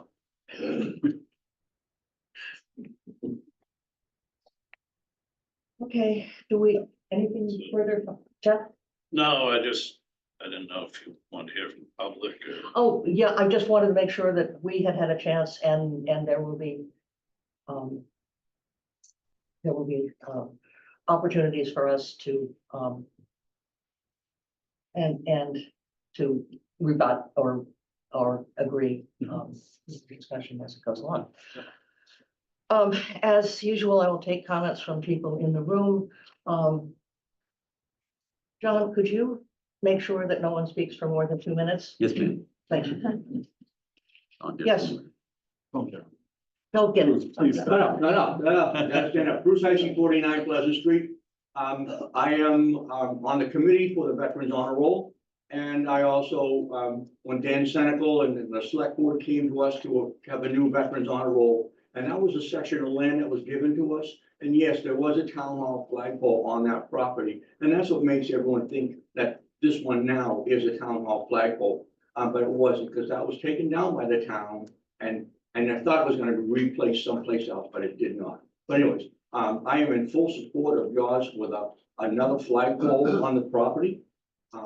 Leaving the Veterans Honor Roll to be the Veterans Honor Roll, and the American Legion would like to take the forefront of that and make sure that it gets well maintained and the proper lighting and everything else is, and the whole bit. But I want to say, so I support your motion to put a separate flagpole on the town hall. Not a motion, it is just a suggestion, and I do not have a majority of the board with me. Okay. So this is not a topic that we're going to settle tonight. But thank you for your comments. Okay. Yes, sir. Yeah, John Sackle, 48 Pleasant Street. I also support a town flagpole on the common. And why would it have to be a bare pole all year long? You could fly the American flag on that pole, but then when someone wants to use it, that flag can come down. And the other thing is you do not fly a flag higher than the American flag. So if you have a huge pole, you do not fly a separate flag higher than the American flag, which is on the pole. So they have to be the same height. And then if you fly under. Thank you. Right, we would need to be careful not to put a secondary flag higher than the American flag on the honor roll platform, but we could fly the American flag higher. Correct. Okay. And the other, this is a nice idea to have a second flagpole on Masconomo Park. It's beautiful. You know, you could have, we can't have more than one flagpole. And if you have an American flagpole, an American flag at the end of Masconomo. Let's get through one at a time. Well, you know, keep open. No, Yeah. Okay. Thank you. Yeah. Anyone else? Anyone online? Mr. Gilbert, Gary Gilbert. Gary, go ahead. Can you hear me? Yes, and we can see you. Okay, hi, thanks.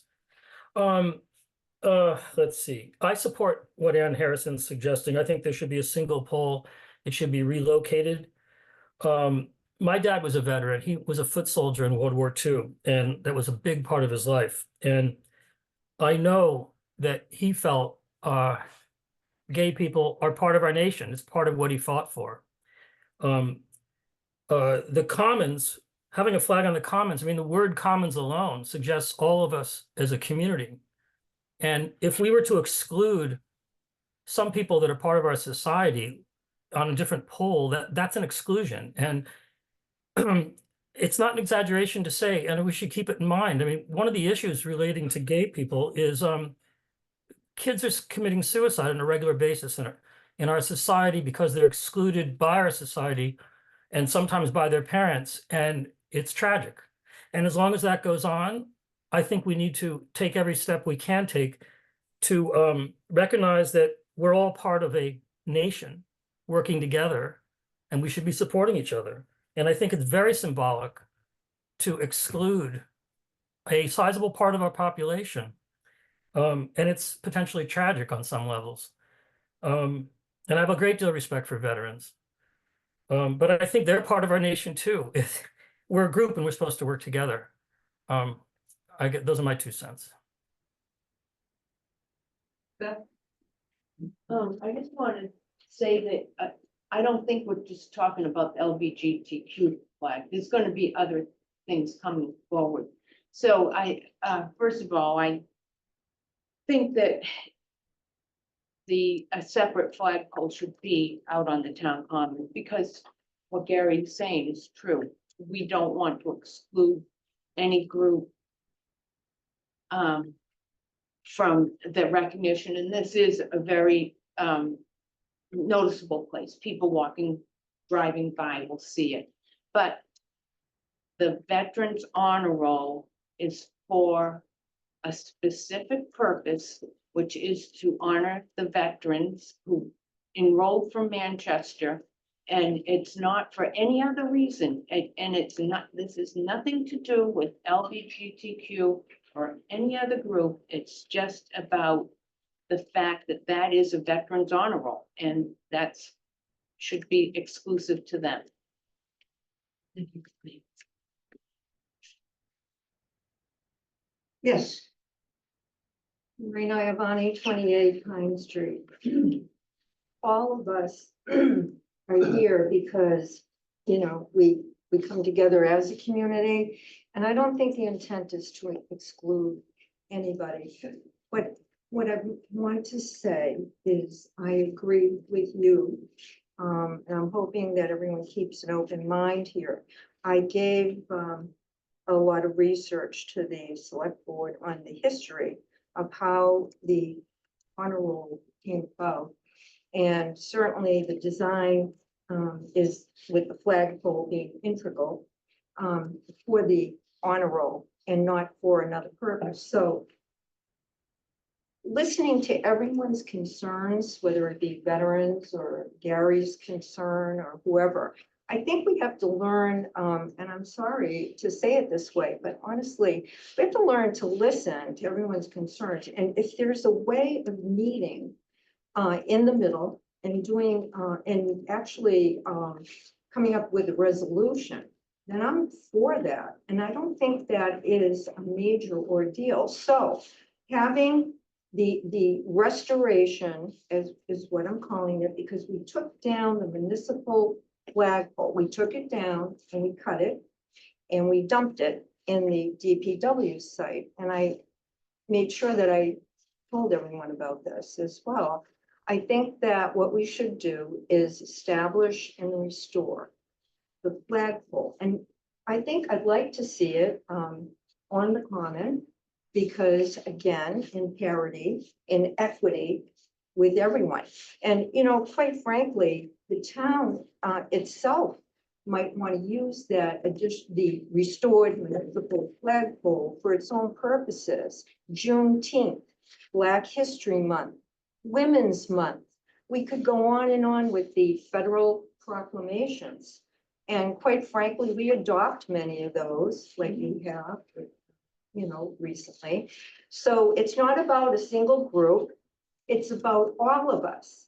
And quite frankly, I cannot understand why we wouldn't look tonight for a solution here. It's not impossible. What we're doing here is people are coming together and we're looking for a solution.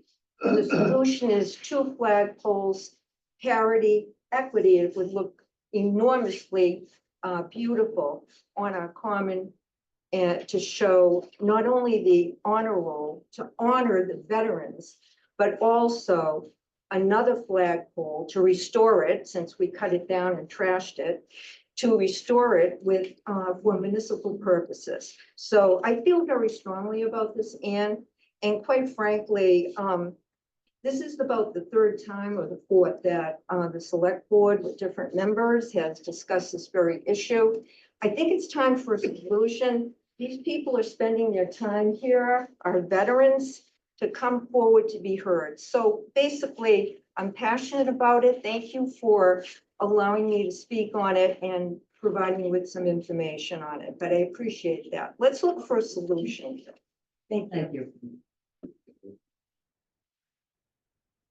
Yes. Yeah. I I wrote an email to the board for the first meeting, and I think a second flagpole is appropriate, a town flagpole.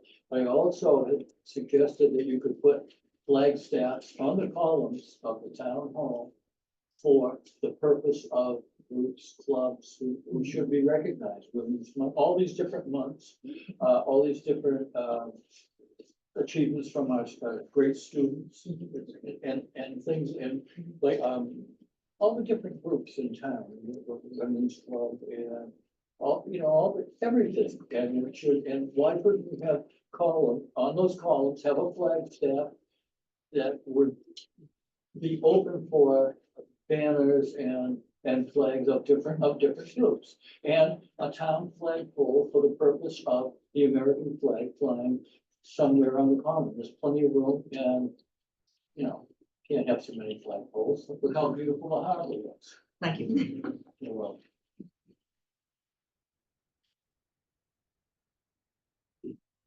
Okay. My take is that the project we're talking about, if we want to consider a town flagpole, is something that should be brought into the budget, talked about, and it's, I'm not ready to force a vote right now. And I, we understand that this is a hot topic in town. And we understand that there are strong and divided opinions. And I think we're not ready to come down in any particular one of them. Jeff. What about a motion to look into the cost and design of the second flag? Thank you, that would be fine. I make the motion to look into the cost and design of a second flagpole on the common. Friendly amendment? To be at least as tall or taller than the most of the honor roll site. Yeah, I mean, that would be. Is there a second? Second. Ready to vote? I just want to make a comment. Sure. I hear everyone, I mean, my suggestion to Mascanoma was try to be a compromise. Mhm. Okay. I have zero problem with the second poll on town hall, on the common. I was trying to kill two birds with one stone. I still believe the flagpole is really, really good on Mascanoma Point. Okay. But if the, Please, no side conversations. but as far as I'm concerned, I can support the second flagpole here. That's my comment. Okay. Looking for a vote? One more comment. One more comment. There has been many private discussions about donations. People are willing to donate to support a second flagpole that wouldn't cost the town anything, and donate it to the town, different groups and individuals. So looking into costs and having the pole put in the correct place, and having, maybe even working with an architect to find that there's a lot of people that would like to donate privately to have this done, so it's not going to, that isn't going to be an issue with the town. Thank you. Any further comment before we vote? So No. I guess my comment would be, looking into this, there are really two things that we're looking at here. Where the flagpole is going to go, and I think there's still some question of whether this is a removable flagpole or a permanent one.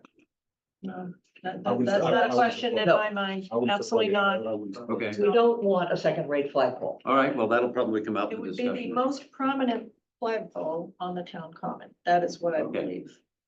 The most prominent, It would be the town flag. the town flagpole. Okay, Yes, please. I can get a quote from the flagpole company that we had install that one, to get a separate flagpole for the town common. I appreciate your offer. I appreciate the offers of support for the funding. But I think we really need to make this a town flagpole. Okay.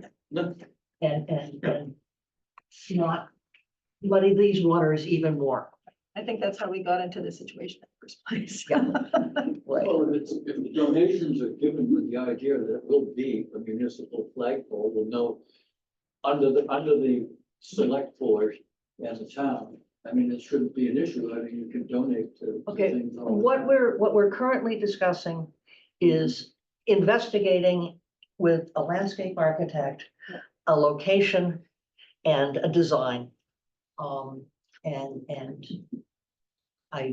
we can, when we have a location and design that we like, then we can look at fundraising in any of the possible ways. Awesome. Okay, how would I think it, there was a Oh, comment yes. behind this. I'm sorry. Dave McBoo. Yep. I'd like to make one comment. And, I think that there should be one flagpole in their common. Every generation loses a little something. Everyone tries to accommodate another group. Some things should, in my opinion, stay the same. There's always been one flagpole in the center of town with the American flag on it. And since then, they had the MIA POW flag. In my opinion, that's enough. You can't have every organization having their political view or whatever. One flagpole, the American flag, and in this case, the MIA POW flag. You want to have a flagpole somewhere else with other interests, have it somewhere else. One flagpole in the center of town. That's the way it's always been, and that's the way it should be, my opinion. Thank you. Thank you. There is a motion. There's a motion Motion and a and second. a second. There's always a provision for discussion after the motion and second. And before then, but I think we're ready to vote. I think so. Mhm. John, Yes. Anne says yes, Kathy, Yes. Brian, Yes. Jeff. Okay, thank you. This concludes the discussion of flags and flagpoles for this evening. Thank you all very much for coming. Thank you. Mhm. Thank you, thank you.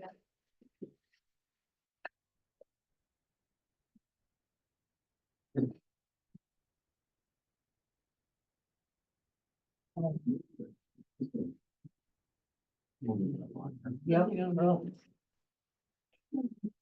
for the people who are here as candidates, you have my apology for the delay.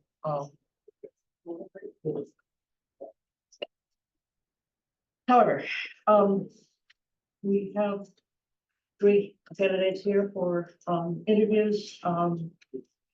And I'm terrible at reading names. That would be me, Susan Haas was still up. Thank you. Thank you very much. Thank you very much. Thank you for. Yes.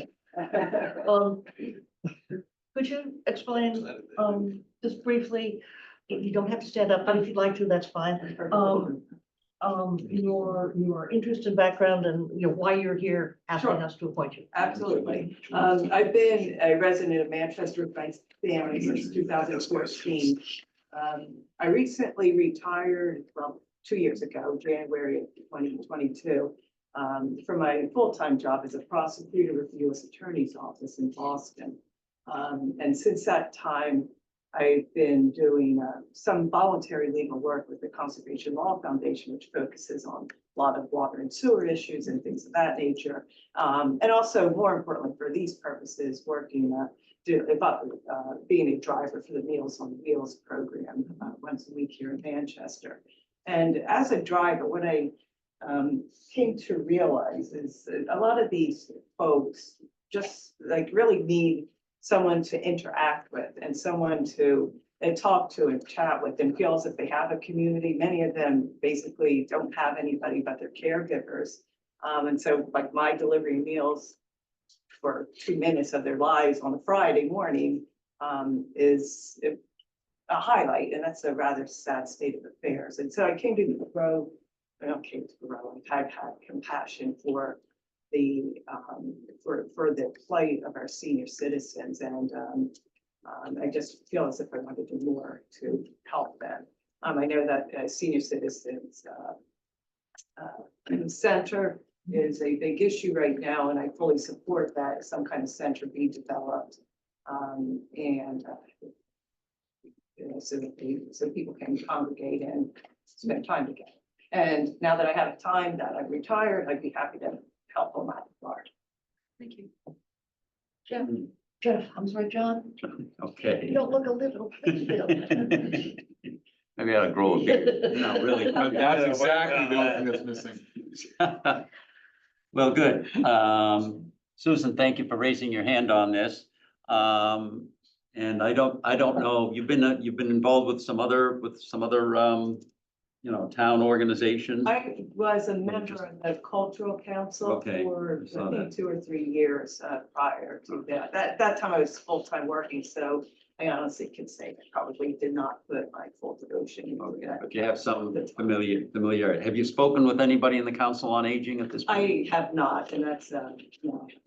So it's, I'm glad to see that you're starting to get familiar with a few of the seniors, especially the ones that are confined, and maybe the senior center initiative will work out. I noticed you've got a problem with Wednesdays right now, Well, yes, just. only through September. Is this because you're Well- pessimistic about the Red Sox I was gonna say- opportunities to get to October? Right now, it's the Red Sox season will be ending in September. And if they have a game on Wednesdays, I'm there, not here. So. Okay, all right. You have little faith. I'm devoting, I haven't seen so many Red Sox games in my life this season. So, Is that a regular role? I'm sorry. Is that a regular, it's not just for this season? Well, I got this part-time job for this year, and I'll have to decide if I want to do it again. Although I do know I'm just an usher, and so what I did learn is that if they do win the World Series, I will be walking around with a World Series ring. So keep that in mind. Oh, Nothing Gotta keeps keep that the job. Okay. so and they've taught you how to wipe down the seats? Well, you know what, they didn't teach us, but that's something kind of on the job training again, so. No, that's good. Yeah. So is your flexibility, I think the COA is probably flexible on times. That's my only other commitment I have right now. Okay. So I think, I don't think it should be an issue. In fact, I looked at it, like, on the council website, it doesn't seem as if they had any meetings since May or something. Yeah, they probably skip maybe 3 months a year, and we're like Okay. in the middle of that right now. Okay. So, So as far as I can tell, my only issue with time would be doing baseball season. okay, well, I think that we probably can move the COA meeting if there's one person that can't accommodate that, because frankly, most of the people on that board are retired and have some flexibility Okay. in terms of timing. So I think we can work around that, but your familiarity with some of the senior population is definitely a plus. And the COA is going to have to take a bigger role here as we move into building a senior center. Yeah, I do realize that'll be a huge project. Thank you for raising your hand. Just thank you for stepping up. It's great to work with the seniors, because I know a lot of them are, can't get out, and that you're going further into this. It's great, so thank you. Just echo. Yeah. Okay, thank you for stepping up. Saying thank you. I would encourage you to reach out to, the chair of that committee. It does look like they do have meetings on Wednesdays. So, but I think, as John mentioned, that can be, adapted to. Excuse me, what time do you have to be in Boston? Depends on the game time, but usually I'd say 7 o'clock game, so I have to be there by 5, which means I have to leave here. 3:30, 4. I guess my comment would be if it's not possible to rearrange the meetings, I would ask that you accept an appointment subject to their being able to rearrange their meetings. I think it'd be, Diane, they meet in the morning. Oh, well, that's not what it says on the website. That's. That's why I raised it. 'cause I saw- Generally, their meetings are at 4 PM, I 4:30 think. PM, I've second experienced Wednesday of the that. month. I mean, I've attended several of them. Okay, Generally 4 o'clock. okay. Okay, I'd be happy to accept the appointment subject to availability. Okay. Yep. Yeah. Having a member who's absent makes it very hard to run a committee. But thank you. You're welcome. Okay, are we ready to make a decision?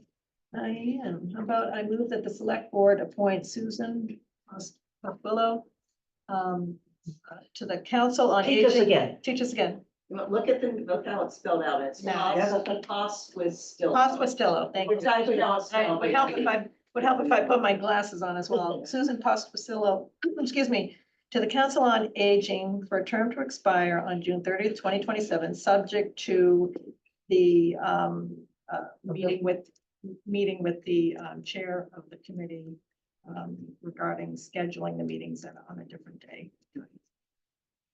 Second. John, Yes.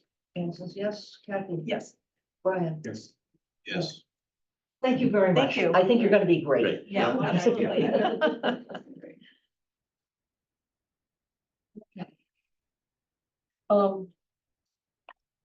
We have 2 candidates for the Parks and Rec, Ellen Flatley and Paul Sturetti. Thank you. Ellen, please. Sure. Ask you for a couple of minutes. Hi, I'm Ellen Flatley. I'm 23 Lincoln Street. Thank you for taking your time to speak with me this evening. I think Parks and Recs of any community, especially a small community like ours, is vital to the community. The parks, beautiful parks, and a robust recreation program makes a town and a community a desirable place to live. I think currently our Parks and Recreation Department does a great job at that. So I wanted to give a little bit of my background to see where I could potentially help in that. I was born and raised in Manchester. I have fond memories of attending Parks and Recreation programs. I went to playground my whole life. In fact, I wish I could still go to playground and that could be hat day and I could have post and go to Canopy Lake Park. I know how important playground is, not only as I don't know, do you graduate from playground? I don't know, as an alumni of the playground, but how important that is for the children, but also for the families in town. As a teenager and a young adult college student, I worked at the beach. Actually, my first year I worked at the beach. This is maybe tell you how old I am. The beach was still being operated by the police department. But my second year, I transferred over to the Parks and Recreation Department. So I'm intimately aware of the operations of the sort of crown jewel of our Parks Department, Singing Beach, and I know the challenges that it can bring as well. Professionally, my professional life, how this all comes into play. I've worked in tourism for the last 15 years, specifically in the sort of sales and marketing side of things.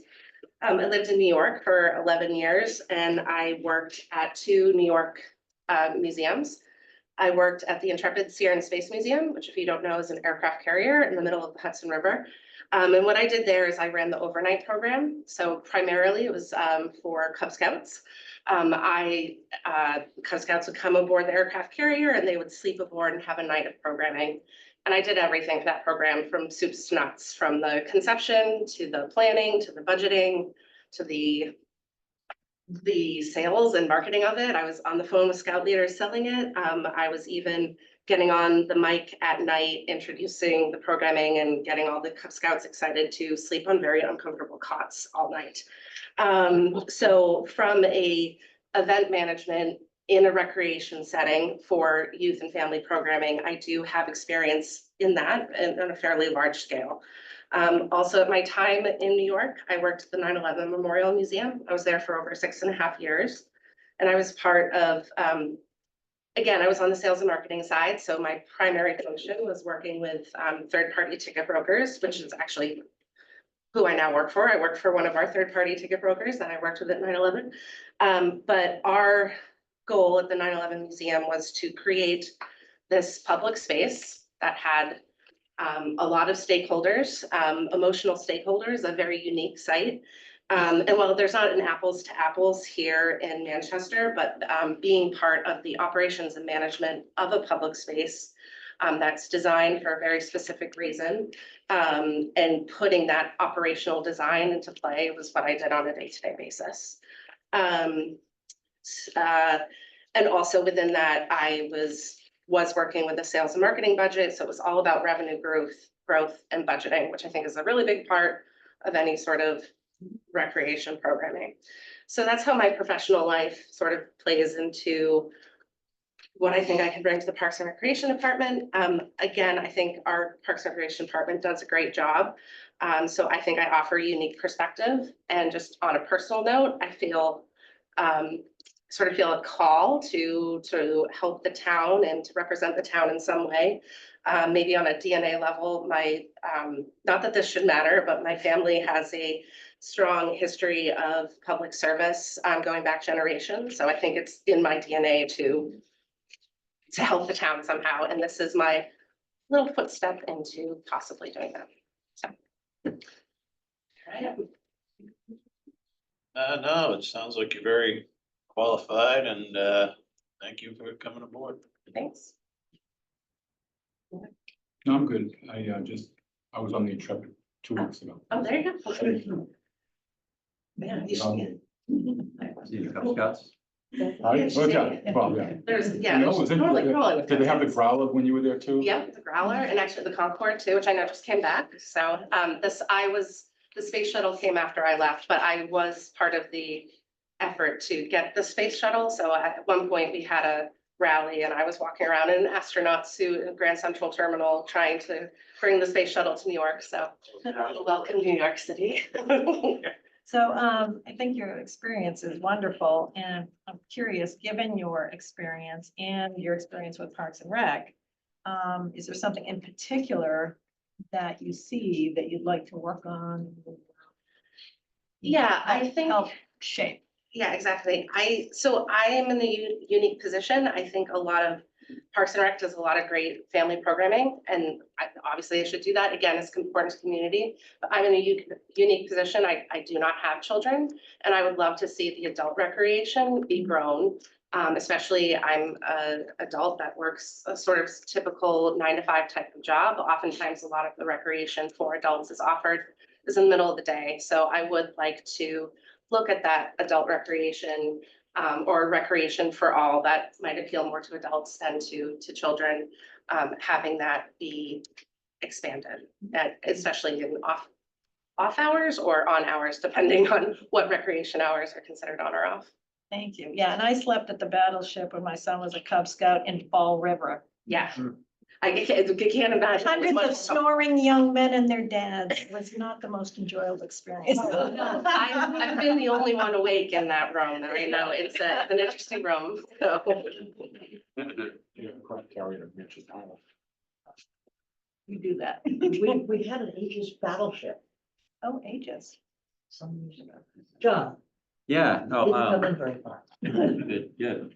Ellen, yeah, I want to thank you for raising your hand. Couple of questions. Have you spoken with the head of the Parks Committee yet? I haven't, because I knew there was another candidate, so I Sure. wasn't quite sure what the order of operations was, but of course I would reach out to the director and the committee members as well. And I'm just curious in your little byline here. You're kind of exploring lots of different things. You've listed a few committees down there that I guess interested you, and I just wondered if you reached out to any of these folks and said, what do you guys do? Is this something I'm interested in or not, or? I didn't, I did put that in my application that, while this is my primary interest, given my background, I do want to say that I am willing to sort of serve the town in other capacities as well. And I knew there were multiple openings and I wasn't quite sure what was still open because I think I applied towards the tail end of it. So it was more just a willingness to serve in any capacities where I think my backgrounds might operate or help. Well, you're an enthusiastic person. You will contribute greatly. Thank you. I have no questions. Thank you very much.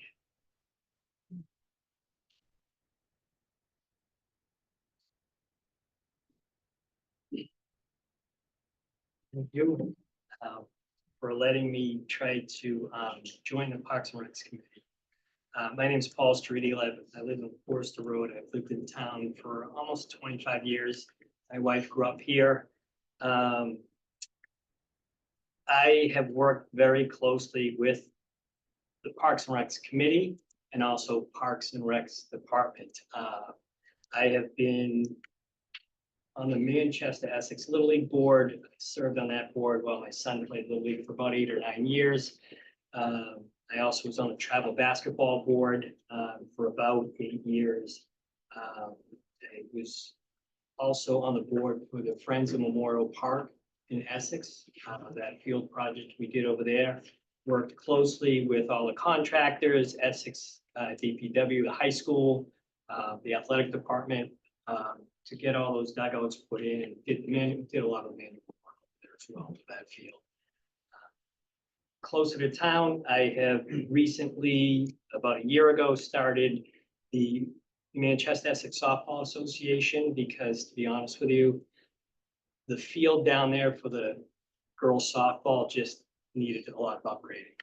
Although baseball fields, Little League fields were in top shape, and there wasn't a fair shake for the young female athletes in town with that. So we created this board. We did a lot of fundraising. If you've been down to that field, we've added a scoreboard, fence, cleaned up the dugouts, resurfaced the field. It's really grown our program immensely the past 2 years. Again, by doing that, working with Cheryl, Heather, and also the Parks and Recs Committee, getting a lot of approval. I was here earlier this year trying to get banners so we could place it down the field. Now that my children have aged out of the youth sports, I now have more time to serve the town, and I really like to be a candidate for this job. I'm available. I know a lot of the former members and current members, so. But just really want to serve the community, and I think that's my best fit right now. Kathy. Same question, given your background and strong connection to Parks and Rec, is there a particular area that you want to focus on, that you think we could be doing things differently in? There are probably things that I don't know about, like for each different topic. I don't know most of them, but for the fields, I think a lot of the athletic fields are in great shape. Our athletic director with the high school has been phenomenal, working with all of us in the community for all these different fields, even the youth sports, because we share the junior varsity share the softball field and Little League field. So there's been a great collaboration, and with Cheryl and Heather at Park and Recs, we've really turned that around. There are also, the beach, there's some ideas I have about, but in some of, like Ellen brought up, I would like to advance to some of the adult sports and recreation in town as well. I've crossed paths with Paul countless times. You never yelled at me much. No, you've been Potential existing. referees and things in basketball games. Potential existing. And obviously the resume speaks for itself. And we've seen, there are tangible results to his work. The understanding for us is that Fox and Rec is more than just youth sports. Yes. And, but if you would attack everything in the same zeal that you did with softball fields and everything you've done for, I think we're good there.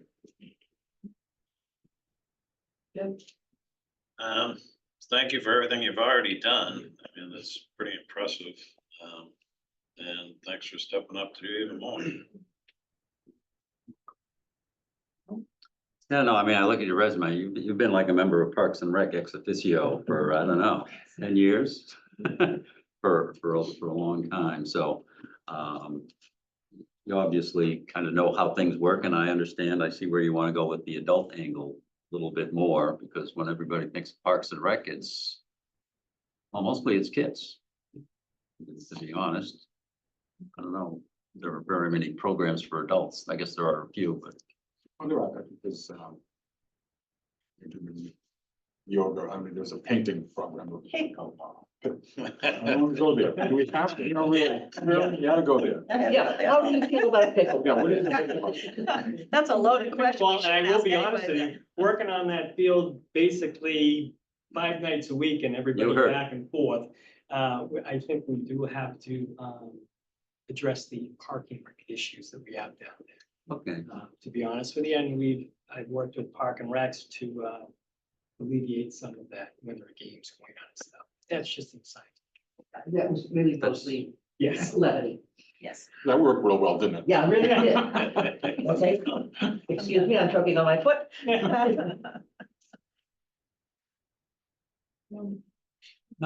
I don't have any more questions, I don't think. We have a provision in our appointment policy to delay an appointment if we want to. On the other hand, that's a little unfair to candidates, and so is it the desire of the committee to make a decision tonight? And this is, I just got one question for Ellen. Yeah. If there are other opportunities on other boards. Yeah. Is this something you would consider? Absolutely. I think, okay, so. Well, so I guess my thought on this is we haven't heard from Cheryl. okay, And personally, I think the best committees have a diversity of background, a diversity of thought. Now we have 2 strong candidates with strong connections to Park and Rec, so it's not real clear who might offer the newest voice on that committee, and I would be interested in hearing Cheryl's thoughts on that. that makes sense to me. If everyone else is, we can. John? Yeah, I'm fine deferring and hearing what Cheryl has to say. I think it's fair. Yeah. Okay, so we will leave you on tenterhooks for 2 weeks. Thank you both. So, Just a point of order, would it be coming back to another select meeting or would it just be like a email type decision? We would have Cheryl talk to us in a select board meeting and we would make a decision in a public meeting. You don't have to be here. I think we would not be looking for more information. No. You Dive wouldn't into be Zoom if you insulted want, if you yeah. didn't show up. That's all the fun. Yeah. so I would just Yes, also add that you'll certainly be fine for, I guess, Paul, you've worked with Cheryl before, so Ellen, if you wanted to make an Certainly. appointment and chat with Cheryl. Now that I know the order of operations, Good do idea. everything I need to. thank you, You're right. thank you. You're right. Okay, I'm supposed to make a motion. no, we're just continuing this discussion at our next meeting on the 15th. Deb, you wanna put me down with that 2 weeks? Yeah. I'll make sure you get that. Yeah. Mr. Logan. Yes.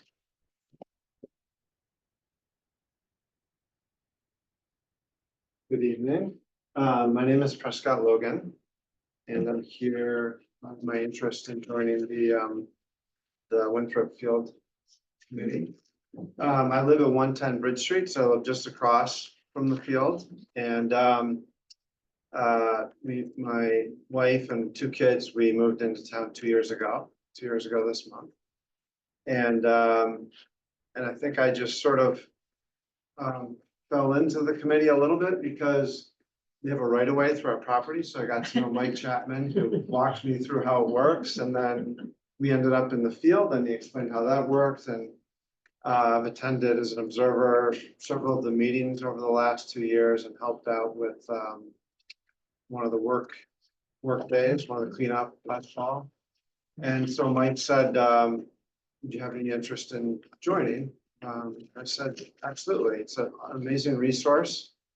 And I think that we've attended several of the town meetings. I think since moving here, one of the pleasant surprises is what a small town it is and how cool it is to go to a town meeting and get to vote and see people such as yourself putting all this time in. So I think it's probably my turn to start to raise my hand. So I guess this is my way of starting to try and contribute. So I don't think my professional background, other than I like to go out in my yard and play with my toys, chop things down or cut lawns or whatever, but no, I have a passion for the outdoors and I think it's an amazing resource, so.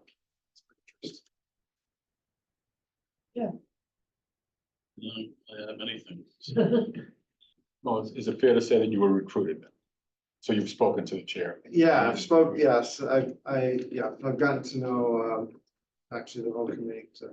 Unfortunately, Becky Jakes isn't here anymore, so the chopping things down is not an issue. That's right, that's right. No, just thank you very much for stepping up. I always like to see new folks in town. Yeah. You know, raise their hand. It's really great. Thank you very much. Yeah, I want to thank you for raising your hand, Prescott. And of course, this committee is made up of your neighbors. That's why you know them all. Yeah, Because that's they're all right. around Winthrop Field. That's true, that's true. And the fact that you love yard work and live across the street from the place was the top two criteria. Yeah. I was going to say that it would be, Kathy's interested in having different perspectives. Everybody else on the committee has lived in town since the day one, as far as I know. Oh, that's true. I probably went to school with Mrs. Winter. So yes, it sounds like a really good fit. Ready for a motion? Yep. I move that the board appoint Prescott Logan to the Winthrop Field Committee for a term to expire on June 30th, 2027. Second. John, Yes. Anne says yes, Kathy? Yes. Brian? Yes. Yes. Jeff says yes. Excellent. Thank you. Good luck. Thank you. Thank you very much. Thank you, Get Prescott. your weed whacker.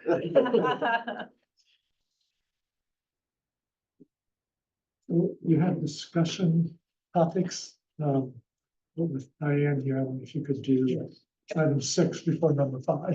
Oh, yes, I'm sorry. Yeah, please. Let's take early voting for the state primaries. First of all, I apologize. I wasn't paying attention when I thought that they missed the morning. Oh, None of us here has ever made a mistake ever in our lives. It's really tough being us. It is. So I have a request for you to vote on the proposed early voting hours. First of all, just to let everyone know, the state primary is Tuesday, September 3rd. It's the day after Labor Day. Early voting is required from Saturday, August 4th through Friday, August 3rd. Law says they are to be during the weekday hours, the hours of town hall office.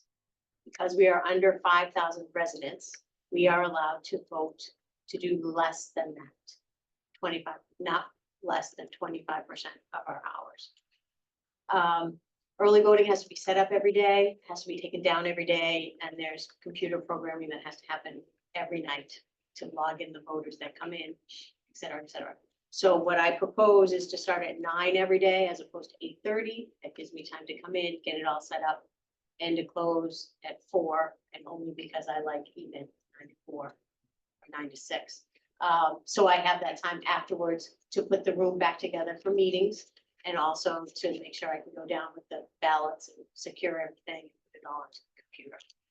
So we are doing early voting on that Saturday from 10 to 4 and on that Friday and the 30th from 9 to 11. So I don't think in all there's less hours than traditional town hall hours, but it is the full. So to do that, I need a vote from you to approve.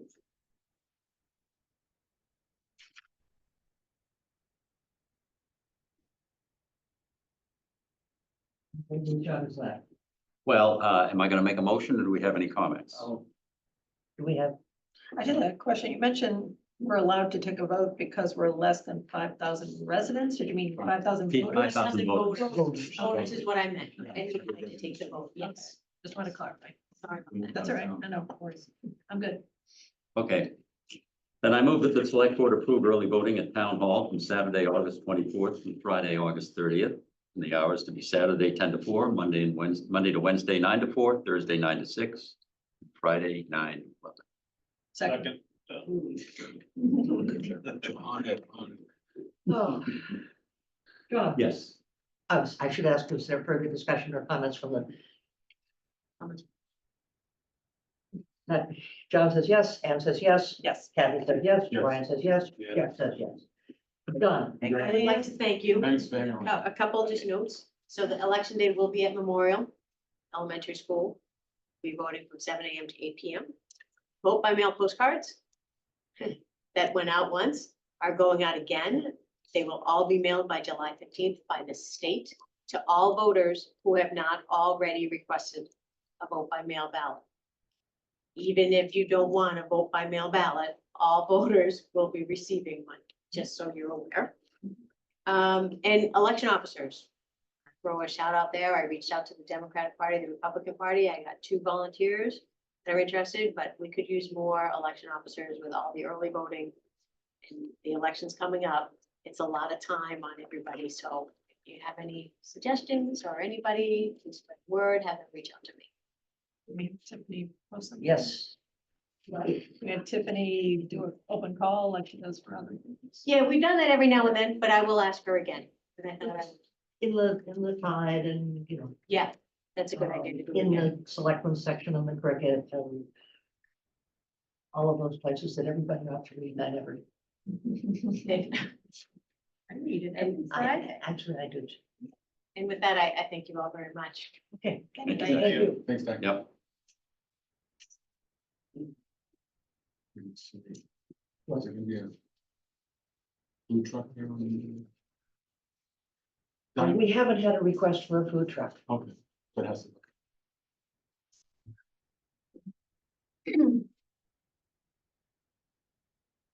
Thank you. You're with you.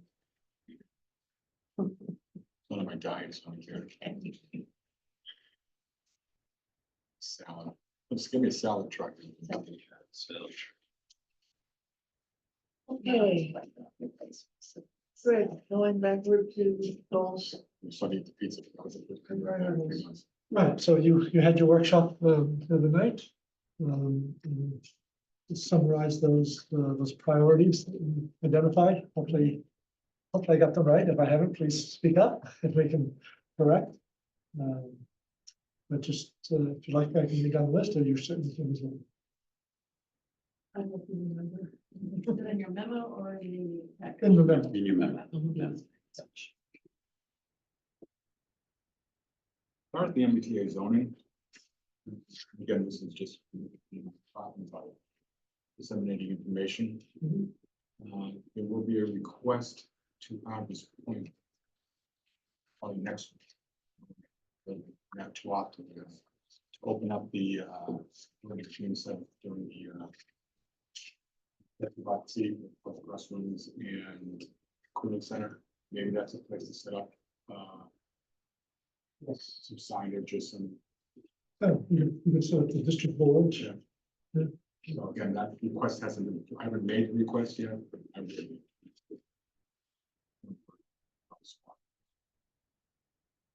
But I think that once we do that, it's a great opportunity. Yeah. Super.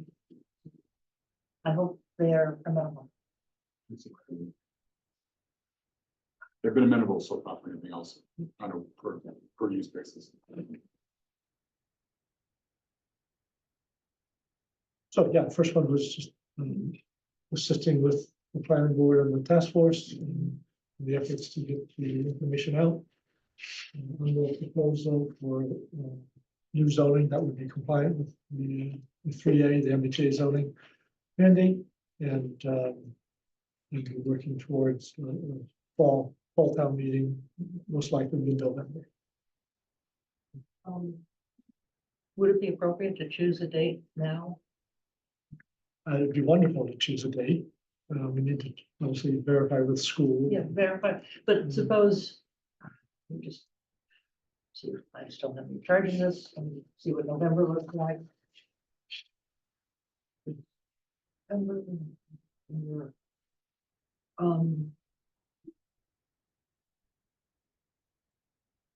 let's see, the Thanksgiving is the 28th, I believe. Yeah. How about the 18th? Which is a Monday. Give it a select board meeting. Give up the select board meeting. We'll need plenty of times between now. and Right, then. no, I'm just saying that, that's, yeah. that's the only. It's, Yeah. that's when we typically have our, town meetings are typically on Mondays. Yeah. So if we could start checking with the school and Alan and, Yeah. everyone else. I know Alan is already working with the school's AV people to deal with the possibility that we have to have, 2 rooms. And the 2 rooms would be probably the Memorial School gym and the high school auditorium. And he's working with with the AV person from the district and other people to establish exactly how much extra material we're going to need if we in fact have to go to 2 rooms. I'm sorry, did you say 2 rooms or 2 locations? 2 locations, Two sites. 2 sites. That's, okay. That's absolutely, we have had So- 2 rooms in the same. Right, right. So Yeah, there's- I'm slightly, I have a different opinion than Alan on this one. I think the high school gym and auditorium, in my mind, Okay. To separate the two is a problem. I hate to have people go to 2 different. That is just asking for But- trouble. and That's because asking for he's, trouble. I he think, I would, think, he would be I think- trying to fill up the memorial school first Right. and then. but how do you communicate that to Yeah. people? Right. You're turning people away. and then- Logistics nightmare. Yes. What And there would- about, What's the I understand he capacity? has a hesitation What's, with the gym in terms of its acoustics. Yeah. We did it that one time. It didn't seem that bad. We had a problem with the connection with the cafeteria, the auditorium at the time, Right. but I thought we did okay with the acoustics there.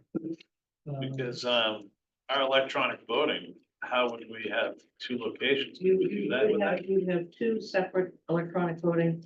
Each room would be handled and then it would also be. So we have the capability to run 2 locations. We will get that capability. We have to get, okay. We need to. I think that just sounds unnecessarily complicated for a very important town meeting where we Yeah. really want everybody And, together. I mean, his goal is to be able to seat 1,300 people. and what's the capacity of Memorial School? That can't, 850. I mean, There's no place else chances to put it. are. it'll be okay 1,500 with is the high that. school with the The high gym school plus auditorium. the auditorium. I don't know what the high school gym is. The Memorial School gym, because it includes the Yeah, cafeteria, it's everything's Is one shot. is That's bigger. it. Once you get 850, and you're no place else to stick it. Yeah, unless they're in the, That's the HVAC. problem with them. If you get No over plan B. 850, what do you Okay. do? And we don't know where the fire chief would be on that. So Mm. that's it. We can recommend. a That's date not, now. we don't need to make that decision No. tonight. just be aware. I don't understand the wisdom or the thought process there. I think they're just, what we did. I know it was failed somewhat when we did 2 years ago at the high school. We worked those kinks out now, so we think. We found the A king. The other, because the other thing to it, then we have to have 2 infrastructures set up. If we have 2 rooms, we have to have 2 infrastructure But basically. they all check in They can, at the high school. they can We all got 2 check in. check-in places, you're right. Yep. But if we were at 2 different locations, we have to set up 2 different Yeah. infrastructures. It's, but that's something that You can hash that out. we have a couple of months before we have to make. No, summer's over on Friday. Sorry, but it is. Anything else under goals that we need to? Yeah, I didn't know if you wanted to go through them or. I think they all are accurate. I would just suggest that some of these things are, goals are typically where you want to really focus your attention. I feel like the board committee training and outreach is something we've just kind of operationalized. Yeah, that is more just that. I think we can take that off Take the that off. Yep. list. The other ones, I think we have along with. So the other thing to think about is whether or not each of you want to sort of be a champion for one of these. If that makes sense to you, or if you do it collectively as a group. I think sometimes it's helpful to have a champion. So again, not something you need to decide on tonight, but something perhaps to think about and revisit. Excuse me, So sure. I'm not really sure what's going on right now, but is Neither there am I. an open comment period during the meeting? That's why I've been waiting here for an Oh. opportunity to say something. I'm sorry. Please go ahead. No. Yes. Okay. I wanted to bring attention to something that's bothered me for some time, which derives from my role as the leader of the Mystery Book Club at the library for the last 20 years. We have a number of people who have participated in that every month. And as you probably have heard, in the library's PR, there's 4 different book clubs that meet there. There's a board of trustees that meets there. And at this last meeting of our Mystery Book Club, by the way, it meets at 10:30 in the morning, so you can imagine they're all like my age, seniors. So one of the individuals came out of the library, so we're there for the 1-hour meeting. They get there a little early and so forth, and they got a $50 ticket on their windshield. And this has been this issue comes up repeatedly on Church Street. It's next to the library. Those slots there are, I won't say they're library slots, but they're more or less library slots there, you know. And people come to the library. Many of them come in, walk in, do their thing and walk out, but there's an awful lot of people that walk in and attend the program. And they're there for more than an hour. There needs to be a different mechanism than ticketing people, punishing them for going to the library.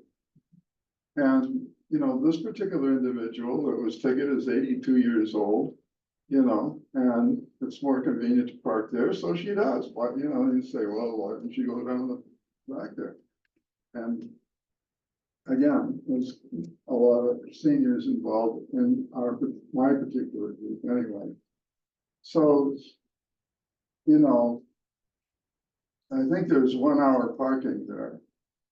And I'm not suggesting that they make it 2 hour parking because, you know, I can see that throwing things off, but I don't know, there should be an answer. And one possible answer is to supply the librarian, the director, with authority to hand out placards or whatever to put in people's windshields while they're attending programs there.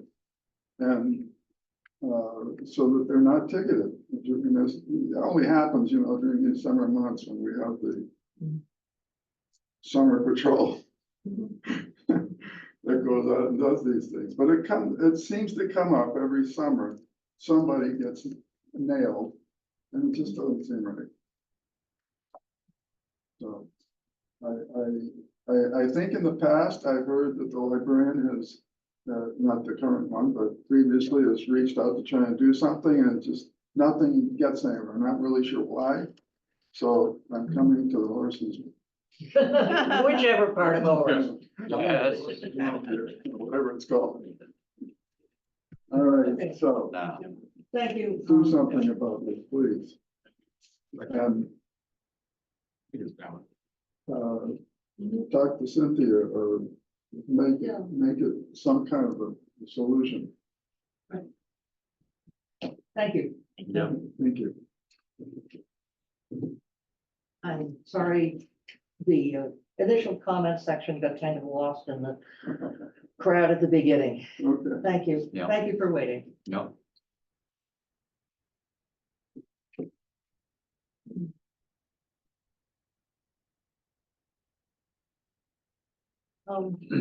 So I think we are thinking about which of us will adopt which goal. I'm not prepared to. No, I think that's something to think about. Okay, We can revisit. so the budget process. So again, we talked a little bit about this at the workshop. Just desire perhaps to focus more of our time and energy on some of the bigger picture issues and the long range forecasting. I think we have some real challenges ahead in terms of pacing ourselves on capital projects in particular. And perhaps spending less time through a more streamlined process for all the line items, all the line item accounts that get reviewed and ultimately approved. So I was interested in your thoughts on that, and what ideas you might have. And again, I think it would be worthwhile to have a discussion with the finance committee before the fall season gets underway. Could we schedule a joint meeting with them in early September? Certainly can, yes. Yeah, I think a joint meeting would be helpful. I think though some of this stuff we probably can discuss in the summer. I don't think we can wait. Especially if they start the capital process in September, right? And your team is, when does your team start working the budgets? Yeah, it is in September, and then they'll be capital ready by the end of October. So Yeah, I'm just thinking if we want to, have a discussion and make some changes, or enhancements, I should say. Makes sense to have that discussion before your team starts working. Like August. Yeah, although the early discussion is capital. So this past year, we took up capital in I think there's November. probably less of a problem with capital than it is with Well, a lot of the other stuff that has I think hundreds and hundreds of lines. well, that's true. I just think that the big rocks, as Greg and I keep referring to this, it's more than just capital. And does it make sense to have some discussion about how we tackle all of the big rocks, not just the capital? That's I'm not suggesting that we don't talk. Okay. Before we have a joint meeting with this. Oh, In fact, okay. I would very much like to have us have a unified position on Got it, where we got it. want to go. Understand. And then talk to the finance committee, rather than having it be. Yep. Yeah, so, sorry, I didn't mean to wipe out. Your line's pretty much wiped out, but We want to drive the bus. We should, right? And I agree with that 100%. Yeah. so. Where do we want the bus to go? Well, that's another story. And how big is the bus? How fancy is the bus? Lots of other stuff. And I think maybe we could think about we could talk about what we feel we need as a board. What information do we need to start that conversation, even amongst ourselves? We may want to revisit the facilities, master plan. We may want some other, what's the list of the other big rocks, right? We have the facilities master plan we can pull out, but what's not included in that that's very expensive that we might want to introduce into those conversations? Does the word ethics bring anything? Yeah. I'm just, didn't want to go down a rat hole like I did with the pickleball, so. I should say. But I think we need a really holistic view. Here are all the big stuff. And then figure out how we want to. Yes, I can prepare a summary. Yeah, that'd be awesome. That would be wonderful. So, yeah, maybe that's a place to start. So do you want to have that discussion as part of your next meeting? You want to do a workshop setting?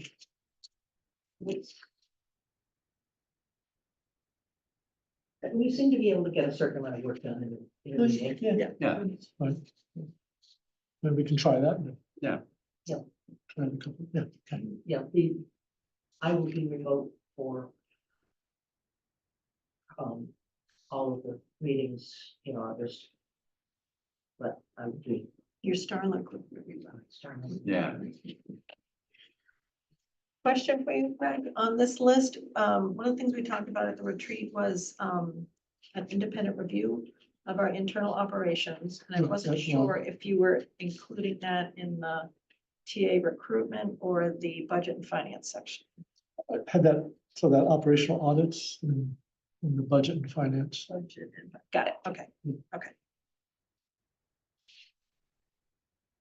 I know we discussed that and there are advantages to doing it with Greg. Right, exactly. Yeah. I think that's where we landed, Okay. and so therefore, I feel a sense of urgency to get moving on that. I would agree. So, is there For anything, a number of reasons. Yes. We need it before the budget season really gets that's true? too Yes. far away. So do you So- need anything from us in order to get moving on that? No. Okay. Just identify a couple of 30 folks who might be able to do that for us. Mhm. But I'll get some proposals to get under your noses as well.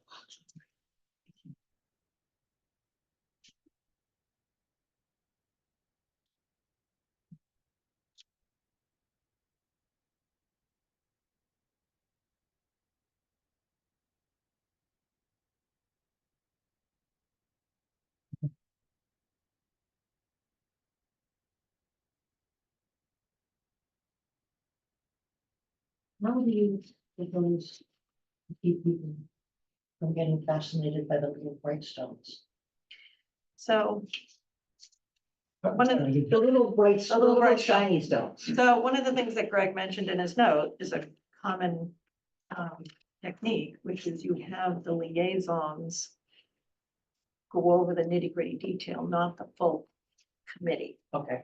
And so usually you start from the top down. There are like financial boundaries, right? Okay, here's what you spent last year. Either you're projecting a flat budget or a small increase budget. You work within those, you have the liaison work with the department head within that set of boundaries. And as long as they stay within those boundaries, discussion over. Okay. Okay, and that keeps everybody out of the weeds. Now, if somebody wants to spend more than the boundaries, then you have a discussion with the broader committee. That was kind of my, was that? Wanted to articulate that when we're here. Is there anything else that we need to deal with today on the budget? I think that's fine. Yeah. Let me get some more background information. Yeah. I'll tee it up for the next meeting. Okay. Liaison updates. Kathy. So Bike and Head and Downtown Improvement are working together. Downtown Improvement presented their 2.0 plan to the Bike and Head Committee last week, and they were discussing how the two groups could work together to present us with, joint recommendations on areas where they overlap instead of coming to us separately. And so I've encouraged them to focus on their inputs to the culvert project, because we know that's going to happen next year. It's part of downtown. Pedestrian access is a big topic, so they're going to work together with Chuck to come up with a set of recommendations, so we don't have to deal with it. And I also went on a very nice longevity bench walk with the Bike and Ped team, hosted that on Saturday. We did one of the routes that was in the little handout that Lisa Bonneville, at wonderful 2 hours. It was a great time. They did a nice job with that. So then if they host another one, I encourage everybody to join. Walking. Yeah. I put in 19,000 steps that day because they continued on to Manchester and Gloucester, so my feet were not. Guess you don't want to be liaison for that committee. Yeah. I don't really have anything at the moment. So. No, I haven't, honestly, I haven't spoken to Cheryl, but, we have that ongoing saga. Yeah. And, Which will not be named. Yeah, and the action should be on Ryan's name, not mine. I think that, So there's a date for the barriers. I think July 10th is the. Dates, but Next the week. email you sent was the 8th. okay. Yeah. Next week. Regardless, it's next week sometime. And this is- And they're trying to get the testing set up now, so we can, we need the testing pre-installation. We should be prepared that it's not gonna be. Oh, Yeah. we know this. But we We can't. have to, no, we're gonna do it. Yeah. As long as they meet the metrics, then we pay them, and if they don't meet the metrics, we don't pay them. What's, That's what, all we're evaluating, and then we're done with the conversation. how long is that installation? Is this like, one day or is this a week? Oh, no, it's gonna be a couple of days tops, I would think. As I say, probably a couple, 3 days. Oh, okay. I guess. All right, all right. Who is responsible for getting the pre-installation testing done? The company, or is it So Cheryl? Cheryl's working with the company and working with another company. Okay, So it's- okay. So there's a third party which does Yes. the actual testing. Yes. And they are working with the installers, and the company that's providing the, and, Right. okay, Now, it's the source subject we want to talk about. I would like to consider removing a source of contention, which is parking on the street, okay? um, Okay, I think that. On where? On Forest. On Forest. Forest, I think that, at this point, once those barriers go up, I don't.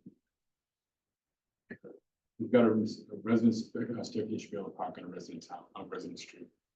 So if not, we're gonna have this constant, battle as to why you're parking on my street.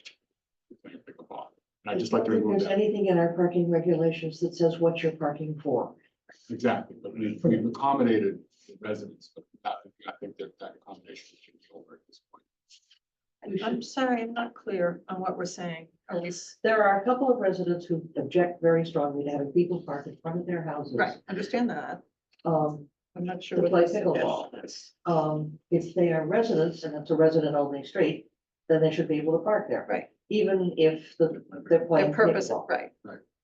I guess what I'm asking is there a resident only sign on that street right now? Is that resident only parking? Yes. Okay, that makes. Right, and there's been, and we've accommodated them 2 years now, right, about 2 years, as far as those cones, the traffic cones. I'd like those removed and just, No, Chief and I talked about that the other day. So, Okay. yes. That would go away. But it would be restricted to residents. Correct. Yes, absolutely. But nobody can block somebody else. Correct. Correct. Sounds like. the- Yeah, and, we've gotten some complaints about playing after hours, pre or posted hours. And people need to call the police if they see somebody. God bless you, if you want to climb the fence, a locked fence, it's. Everyone else Do would too. the police have a camera? And a, They do, it's not, Not very good. they're not sitting there watching it. So when there's someone at the desk, yes, but if someone's not at the desk, it's not being watched. And the camera is motion sensitive, I think. isn't it? Correct. The problem is that it's not big enough to pick up all 6 courts. So somebody, I don't think I think they were everybody trying to- knows With the bigger. what the fence, angle of the story is with a camera, but if you're in another corner. you move the well, an camera. unmonitored safety camera is worth very little. Maybe just a motion detector that sends Sends off an alarm. sends out an alarm. I don't know. I'm unhappy that the relationship between the police and those residents is as bad as it is.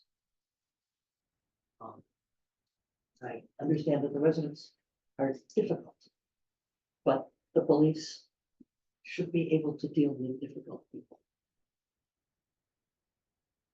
Yeah, I mean, that's another discussion, but yes. Talk to, there's certainly 2 sides to that story. I'm sure there are, but So, I think residents need to respect the police. I mean, there needs to be a mutual respect there. So, I don't know, we know the whole story. We'll never know the whole truth. Right. I mean, so who knows Back to how, high school. who knows how it really goes down. But Yeah, it goes back to high school.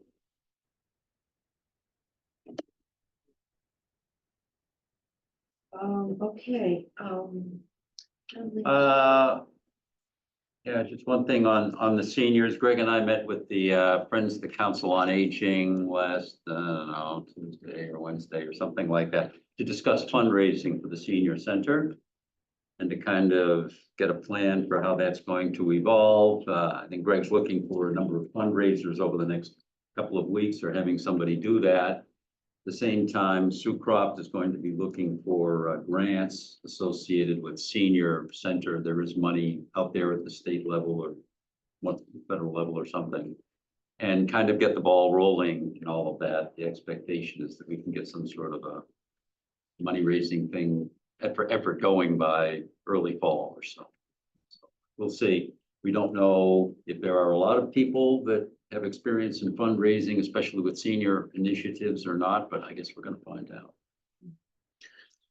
How are we doing on getting the deal with the Masons closed? We actually had a meeting with them today.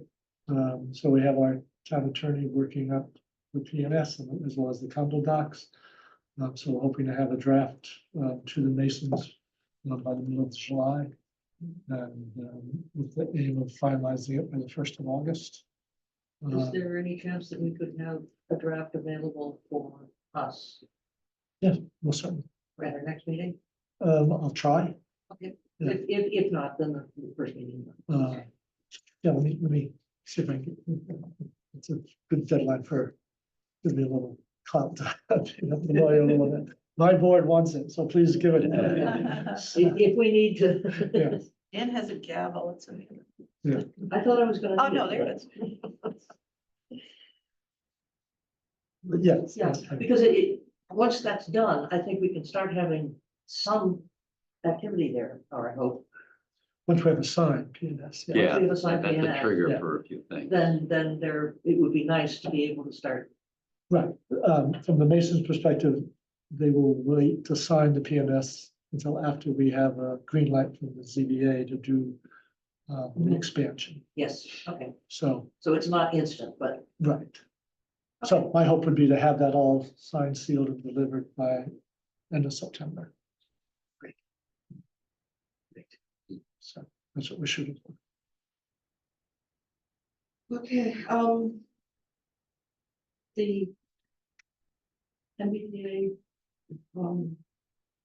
zoning continues, primarily working on outreach right now, but also simultaneously looking at worst case scenarios if the state comes back and says, no, you can't do.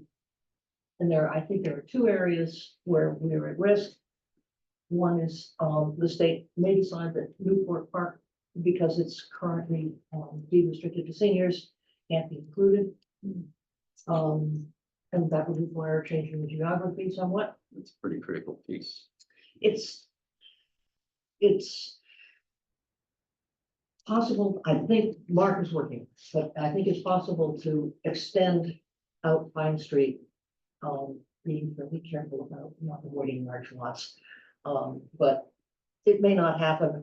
It's a slightly unusual situation. I think our consultant may not have had to deal with exactly the situation of trying to rezone something that's part of the state housing authority. But I hope that by the middle of the summer, we have something that if the word comes back from the state, probably now at the end of September, we can move. The other thing that I'm slightly worried about is that we put a lot of weight on the site review plan. And typically site reviews can't fail.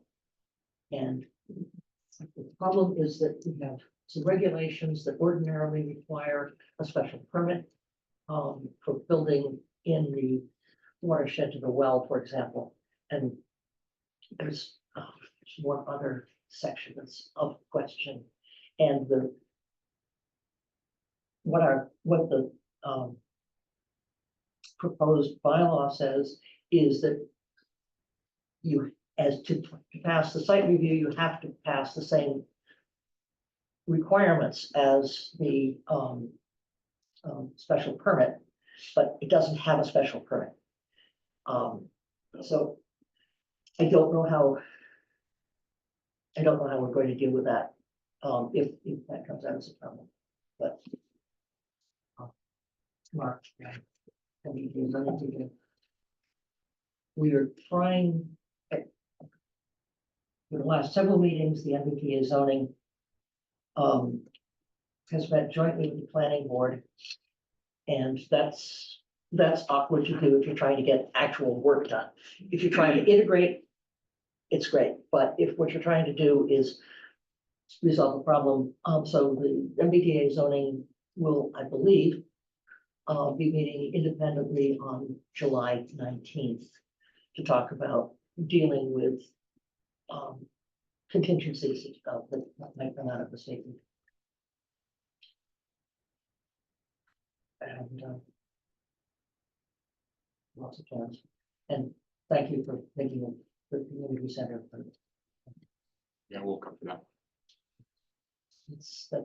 That would be, the more people, I think that the more people see the districts and get used to the idea of where they are. The fact that most of it is 2.5 stories, most of it is restricted in the number of units that you can put on a lot, rather than the number of units just by acreage.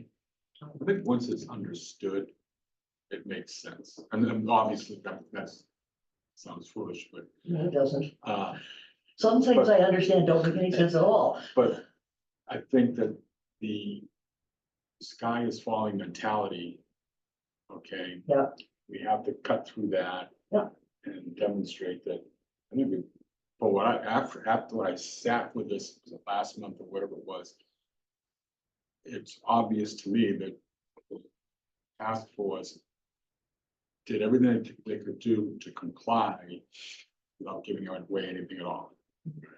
And I think that did an admirable job doing it. Now, whether the state knowledge is that or not, but then we have to get through, gotta get that to the voter, that information packaged in such a way as that, oh, wow, okay. Yeah, I think that's the whole job right there. Right.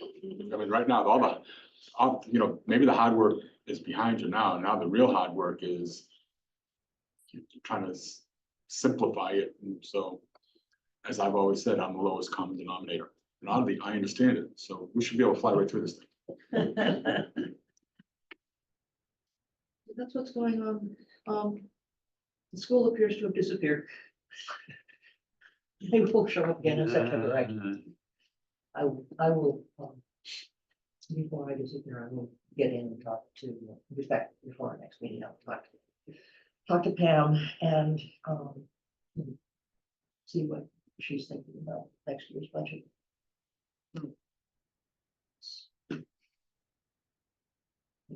Finish. Mhm.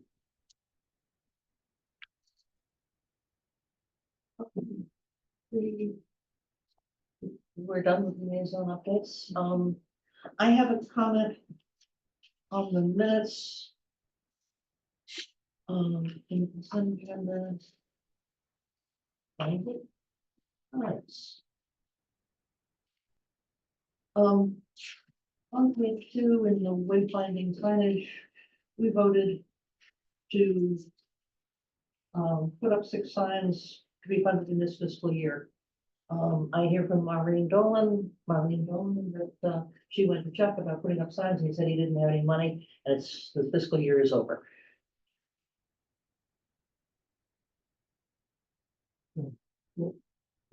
I'll work on them. Thank you. Spent a lot of money on those green signs that say electronic monitoring. Do you think there are enough of those? Fun. Do you think there are enough of those? You know, see green, talk about a little over, I know, we have to do it, obviously, but there's a lot of those signs. I saw one, there's the whole row. Oh, it's right all the way down Beach Street. I think every 2 spots. No, I think it's important to get the new signage up and get feedback on it. So I would appreciate you. So it wasn't a comment on the minutes per se. It was a, when we vote on something, I like to see it happen.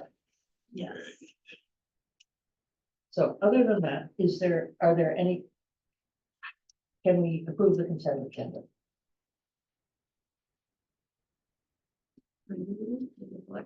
The consent agenda, I mean, just let's do.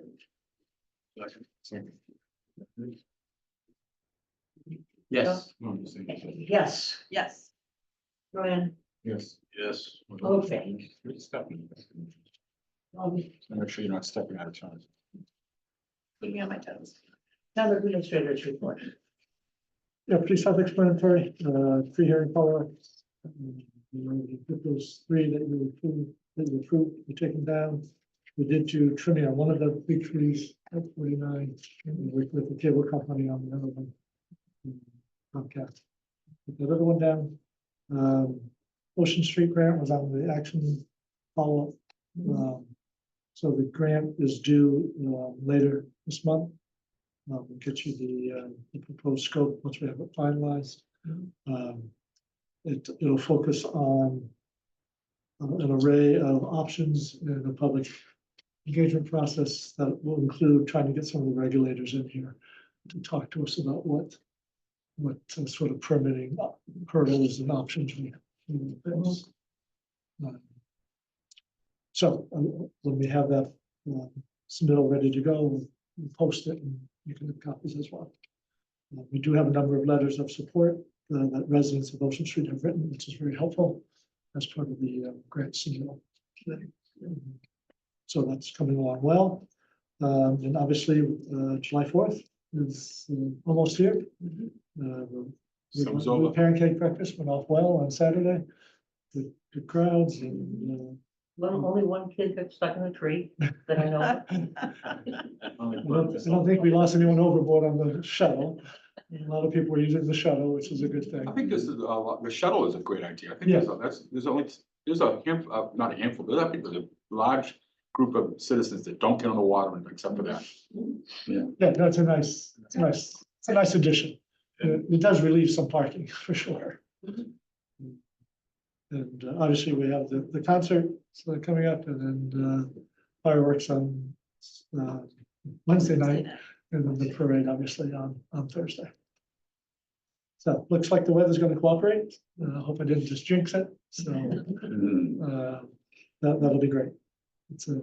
I think Manchester does a great job on 4th of July. It's a nice set of celebrations. Point of the parade, what time should we meet at the, on the, what was it, like 9:30? I think, yeah, 9:30, at the corner of Vine. Vine and, Lincoln. Yep. Just where things start. This is 2 hours of good serious drinking before. So.